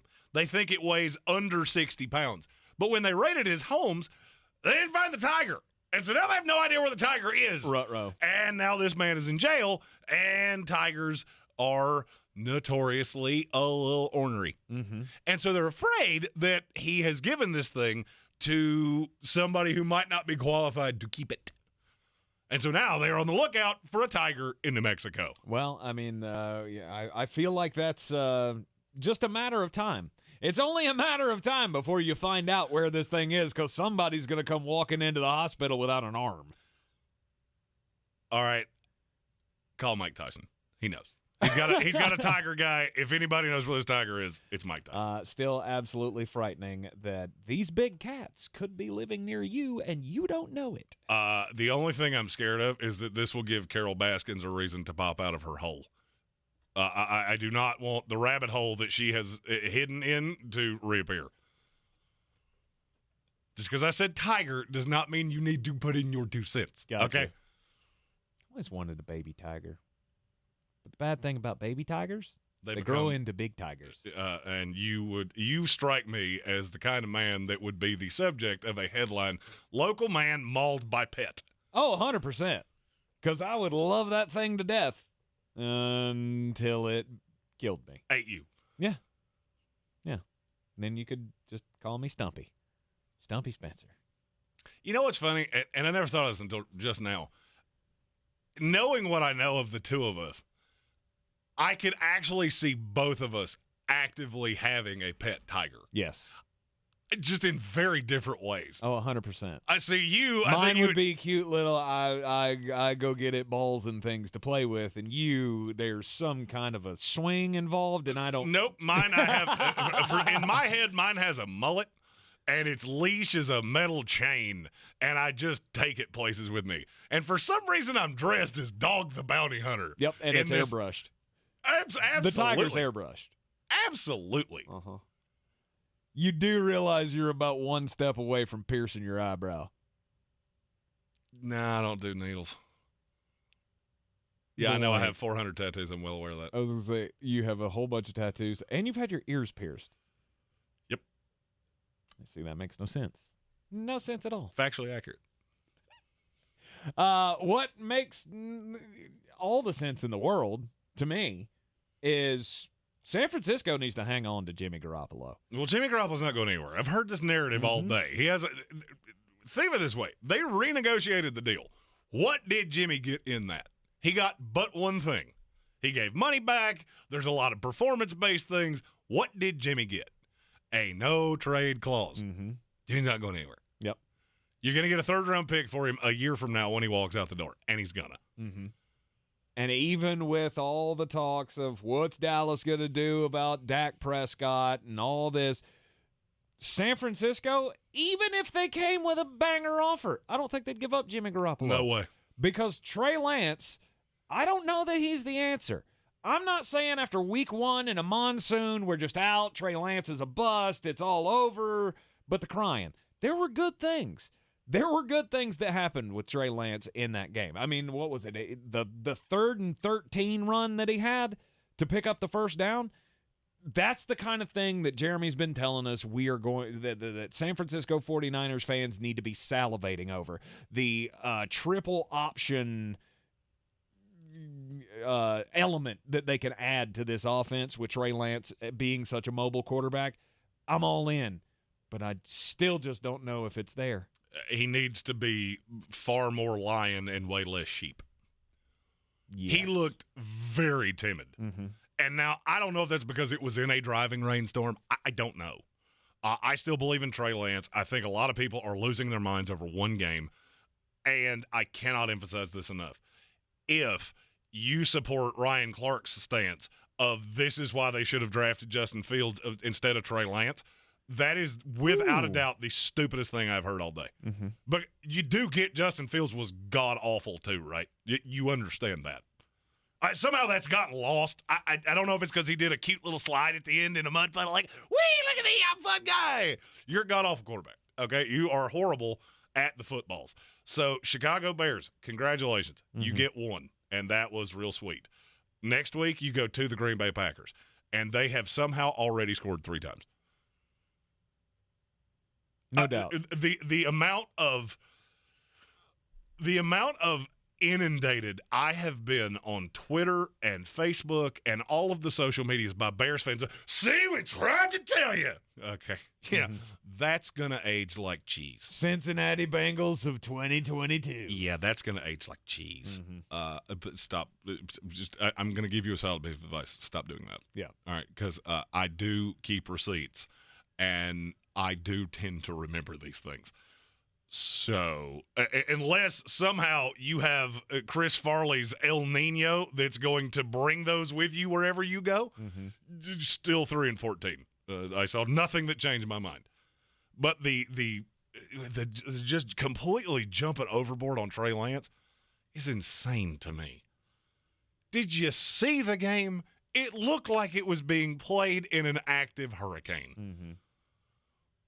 I liked the look of the offense, just with Debo running out of the backfield. They were giving it to Ayuk. It was just, there are a lot of things that they can do with this team. Trey Lance is going to have to get comfortable. He's not, and it was very obvious. Now, the question is, was it because of the weather, or is it because he's not comfortable? It's because he's not comfortable. I'm not inside that building. Obviously, I don't know Trey Lance. But what I can say is I don't see a path, and I told you this at the beginning of the offseason, I don't see a path where a guy who has played practically just one season of football in 4 years is going to come into the NFL and set the world on fire.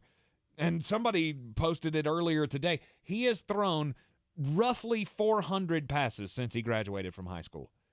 You can't expect him to come in and be just banger right off the bat in the NFL. It's not going to happen. Well, and now it will be interesting to me to see how this offense goes now that we know the news on Elijah Mitchell.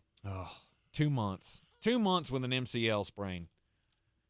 And that's going to be tough because this is a team that is not flush with running backs. Jeff Wilson's season is on line one. Yeah. As Tyrion Davis-Price missed yesterday. He was a healthy scratch, yeah. He won't miss next game. No, I guarantee he'll be. He'll be out there next game. Well, I hope you didn't set 2 third-round picks on fire with running backs for a second year in a row. Trey Lance is going to be fine. And if you want me to tell you what makes me feel even more comfortable of that, just realize that 3 of your next 5 games are against the Seahawks, Panthers, and Falcons. Yeah, that Rams week may not be fun because Aaron Donald is Trey Lance kryptonite. He's going to be fine. He just needs reps. He needs a game that's not played in a monsoon. And look, rain, I have always been told rain is worse in an NFL game. It has a more of an effect than even snow does. People always undervalue. That's the reason I screamed this from the mountaintops during the fantasy show yesterday. It is going to be pouring in Chicago, and this changes everything. He needs to get comfortable. But the Jimmy Garoppolo talk has to stop. What is happening right now is why I said this was a bad idea. Because now there are 49er fans everywhere going, well, just turn to Jimmy. Yep. You can't do that. That's not how this works. You're heavily invested in this kid. This kid needs snaps. He's gaining nothing standing on a sideline carrying a clipboard. I know you have Super Bowl aspirations. This is the next 10 years of your franchise. And if you look at the schedule, there's not really another pretty part. The schedule did them some favors. Now, the rain did them no favors yesterday because this Bears game was supposed to be one of the first 4 of the first 6 were layup wins. You got yesterday. It changes nothing for me. I still think this is a playoff team. I still think Trey Lance is the right call. That's exactly what you should be doing. I agree. Don't go overboard just because they lost in a freak game. Remember what happened last year in the nor'easter? New England Patriots and the Buffalo Bills. Still think that the New England Patriots are better than the Buffalo Bills? Nobody does. No.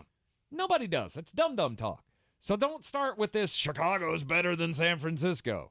No, it was a weird weather game, and as the saying goes, poo happens.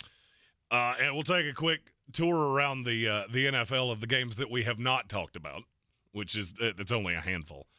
Baltimore Ravens at the Jets. Baltimore's good. Move on. You're not. Baltimore's good. The Jets' defense is really good. Joe Flacco should not be in the NFL. Agreed. He is horror-awful. Mm-hmm. If the offense was even competent, I'm not going to say they would have won. They would have covered. One other thing about your offense, though. Michael Carter. Michael Carter is out touching Breece Hall. Mm-hmm. Now, I don't think it's going to last all year, but I saw enough from Michael Carter that it's going to keep happening. I was encouraged by the defense. The defense looked good. How many? Out of curiosity, because you were with me during this game. Mm-hmm. How many total yards of offense did the Baltimore Ravens have? 320. 274. The Jets outgained them 378 to 274. Really? Mm-hmm. Well, 24 first downs for the Jets, 13 for the Ravens. They just can't. You've got to avoid those big chunk plays. The deep Bateman, the deep DuVernay. It was three bad plays, and the game could have been drastically different. But Baltimore is fantastic and deep and really, really good. Yes. Commanders, Jaguars. Jacksonville is not a good football team. They're not. That defense is young. It's undisciplined. Carson Wentz absolutely carved them up. Mm-hmm. But Christian Kirk's going to be really, really good. He's everything I thought he was and more. And I think this team will get better over the course of the year. You just have to understand. Look down the roster. There's not a ton of veterans that play legitimate snaps for them. Mm-hmm. So it's going to take some time. Jacksonville will be one of those teams. They're to a lesser extent in the same boat to me as Detroit. You're going to be really annoying. And you're not going to be a team that anybody wants to play. But I can still see a lot of losses. I think they're a year away. This is one of those seasons that you figure out what you have. What is Trayvon Walker? Did some good things yesterday, did some bad things yesterday. Mm-hmm. It's just going to take some time. And next week you catch a very perturbed Indianapolis Colts team that I'm going to go ahead and say I'm sorry for what happens to you next week. In your home opener, you can at me all you want to. Mm-hmm. It's not going to go your way. And Kansas City. Throwing dirt on them was dumb. Pat Mahomes is the best quarterback in the NFL, and I don't really think it's all that close. Mm-hmm. Still doing magical things. Eviscerated the Arizona Cardinals. I'll tell you my favorite stat of the entire weekend. Actually, I'm going to give you two of them because one of them is still dumbfounding to me. USC was number 12 in the country. They were the highest-ranked team to cover all weekend long. Highest-ranked team to cover. The other, this can't be real stat. Kansas City Chiefs ran 66 plays. They had 33 first downs. Wow. They only saw third down 8 times. But that was against a bad Arizona defense. The Arizona Cardinals are worse than you think they are. Mm-hmm. Well, we can score. You couldn't stop a nosebleed with a roll of paper towels. Pat Mahomes toyed with them the entire game. And if there's a running back you want, it's Isaiah Pacheco. Indeed. I don't care that Clyde Edwards-Helaire scored 2 touchdowns. You are in the Sportsocracy here on ESPN Asheville. When we come back from the break, it's time to get mad. This is your time saver traffic on the new ESPN Asheville. Driving slow, 240 westbound between Charlotte Street and Montford Avenue.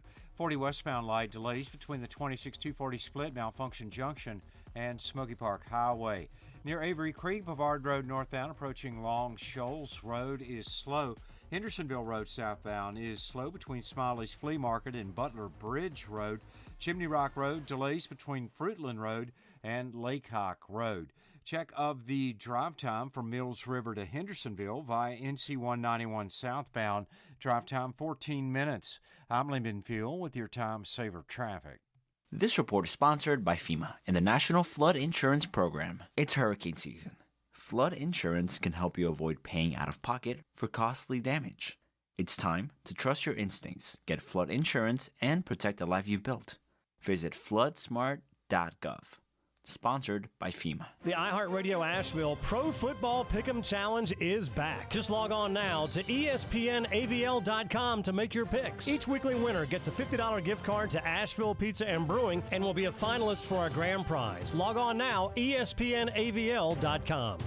Better sleep gives you the energy you need to spend more time doing the things you love. Your sleep equipment helps you manage your sleep disorder and live a more active life, but it only works if you use it. Sleep equipment manufacturers recommend daily cleaning, and SoClean is a helpful complement to your daily routine. Join over 2 million SoClean customers enjoying peace of mind. Try SoClean risk-free for 30 days. Find out more at SoClean.com. Always follow the manufacturer's instruction. Prepayment required for risk-free trial. For contraindications and details, visit SoClean.com. Get in the zone, AutoZone. Welcome to AutoZone. What are you working on today? Thinking about gas mileage. An oil change with quality oil like Castrol Edge Full Synthetic can help your engine get more out of every tank. Right now, you can get 5 quarts with an STP Extended Life oil filter for only $37.99. Get what you need for better fuel efficiency at any of our 6,200 stores or on AutoZone.com. Get in the zone, AutoZone. Restrictions apply. If you need to trim down, you need to change your lifestyle, get with myPhDweightLoss.com. PhD Weight Loss has helped me lose 90 pounds since Thanksgiving, and this is the best I have ever felt in my adult life. I am now staring 200 pounds in the face and going, I cannot remember a time when I was 200 pounds. The last couple days have been proof positive of what PhD has done for me. I played in the Chamber Golf Tournament on Tuesday, had business meetings all day yesterday. Before PhD, that would have been a real chore because the actual physical exertion would have taken it out of me. I wouldn't have had the energy that I did have yesterday, and it's all thanks to the planning program of PhD Weight Loss. PhD Weight Loss has the plan for you to get rid of your weight problem for good. Go to myPhDweightLoss.com. PhD Weight Loss, the official weight loss program of the Clemson Tigers and their fans. Are you ready to tackle your banking needs? Home Trust Bank's team of expert advisors and lenders want to be your teammate. We want to hear your story, learn your aspirations, and assist you with financial needs, and provide options that are tailored to you. With a wide range of personal, mortgage, and commercial services, you will discover all your banking needs under one roof with a local and personalized touch at Home Trust Bank. Score big with Home Trust Bank. Ready for what's next. Member FDIC, Equal Housing Lender. Dirty Perky Shark back flat. I'm as mad as hell, and I'm not gonna take this anymore. Shark back flat. Let the hate flow through you. There is very little that annoys me more than bad clock management, and I saw a ton of it. Give you an example. Texas gets the ball back with a minute and a half to go in the first half. You're literally dominating Alabama. Sark can't decide. I got a backup quarterback. Oh, what do I do? Then Bijan Robinson rips off a huge play. You go a couple more plays, guy falls down inbounds. I'm screaming at the top of my lungs, call the timeout. My wife's staring at me like I'm a crazy person. Mark my words, this is going to come back to haunt them. What happened? Chip shot field goal, bad snap, missed it, no points, lose the game. But there was a whole nother half to go. I'm well aware of that. The difference of going in up at the half with that touchdown, which you'd have had 2 more cracks in the end zone if you just called the timeout. You can't take it with you. The easiest thing in this game is managing the clock. Stop saving timeouts. Invariably, you will not get another shot to use them, and you are hurting yourself. Steve Sarkisian, do better. I'm mad. Monday Night Football tonight, we got the return of Russell Wilson in Seattle. We've talked about it all week. I mean, we've talked about it all off season since the schedule came out that this was going to be awesome theater. But the game's not going to live up to it. I feel like I said last week, it's going to be perfect for me because I'm in the bed early. So I'm going to be able to see all the pageantry. I'll be able to see Denver get out to a huge lead and then go to bed. The line on this game has come down a full point in the 3 hours we've been doing this show. It is now Denver -6. I can't say this enough. Go get all of it. BetUs.com. Use promo code SPORTSOCRACY. Denver Broncos -6. Have you ever had scattered, smothered, and covered seabird? Because the Denver Broncos are going to be eating sea chicken this evening. Yes. They're not good. They're not good. I don't care that it's in Seattle. I don't care. The weather's fine. Oh, but it's going to be loud until it's not. Mm-hmm. And Russell Wilson has aired out the dirty laundry. There's a lot of angry. There's a chip on his shoulder thing that we heard with Baker Mayfield. Here's where you're actually going to see that. Yep. And Russell is good enough to actually do something about it. I fully believe this game's over at halftime. I could see Denver up 20-0 at halftime. Game ends 27-7. Never close. Yeah, I don't see a way that Seattle's going to stop them. They just don't. They don't have the defense. They don't have a defense. They don't have an offense. You got a couple of players that I like, but other than that, you're not a good team, and you are going to get it handed to you on Monday Night Football tonight. And I feel like Denver's going to rally around Russell. This is the guy that's giving us hope. We've been hearing all of these things about Seattle all offseason. We're out to prove a point. This is our first shot. It's on national television. They don't have a ton of national TV games this year. They're going to try to prove a point. And I just see nothing for Seattle that encourages me that they can keep this close. And, we'll get to see what Joe Buck and Troy Aikman sounds like on Monday nights.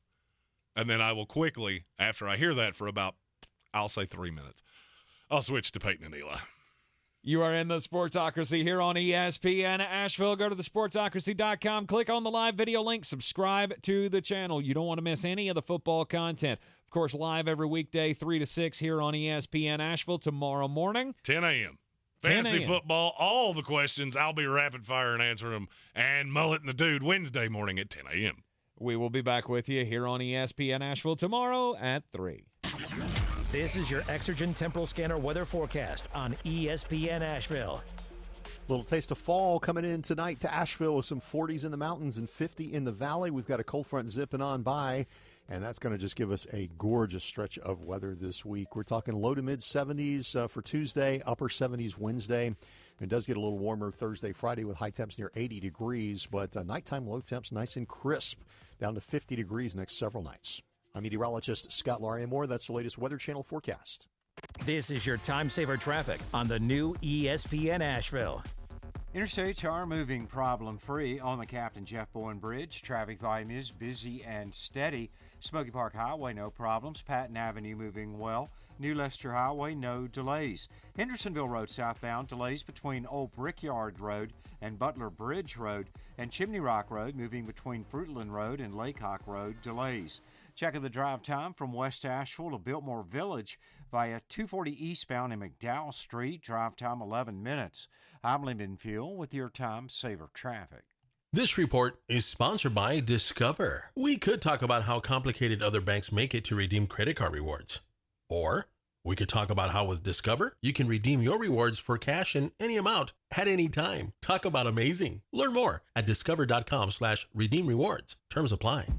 At Ingles, whether we're celebrating Friday night rivals, televising college basketball games, bringing the Fan Fest to semi-pro soccer, or taking you out to the ball game at your minor league park, it's all in the bag. Ingles, low prices, love the savings. From the Ingles Studios, this is ESPN Asheville, WPEK, W225CJ Fairview, WMXF Waynesville, and iHeart radio station. The Sportsocracy. Take all this, burn it, okay? Gasoline, kerosene, either one. Burn it.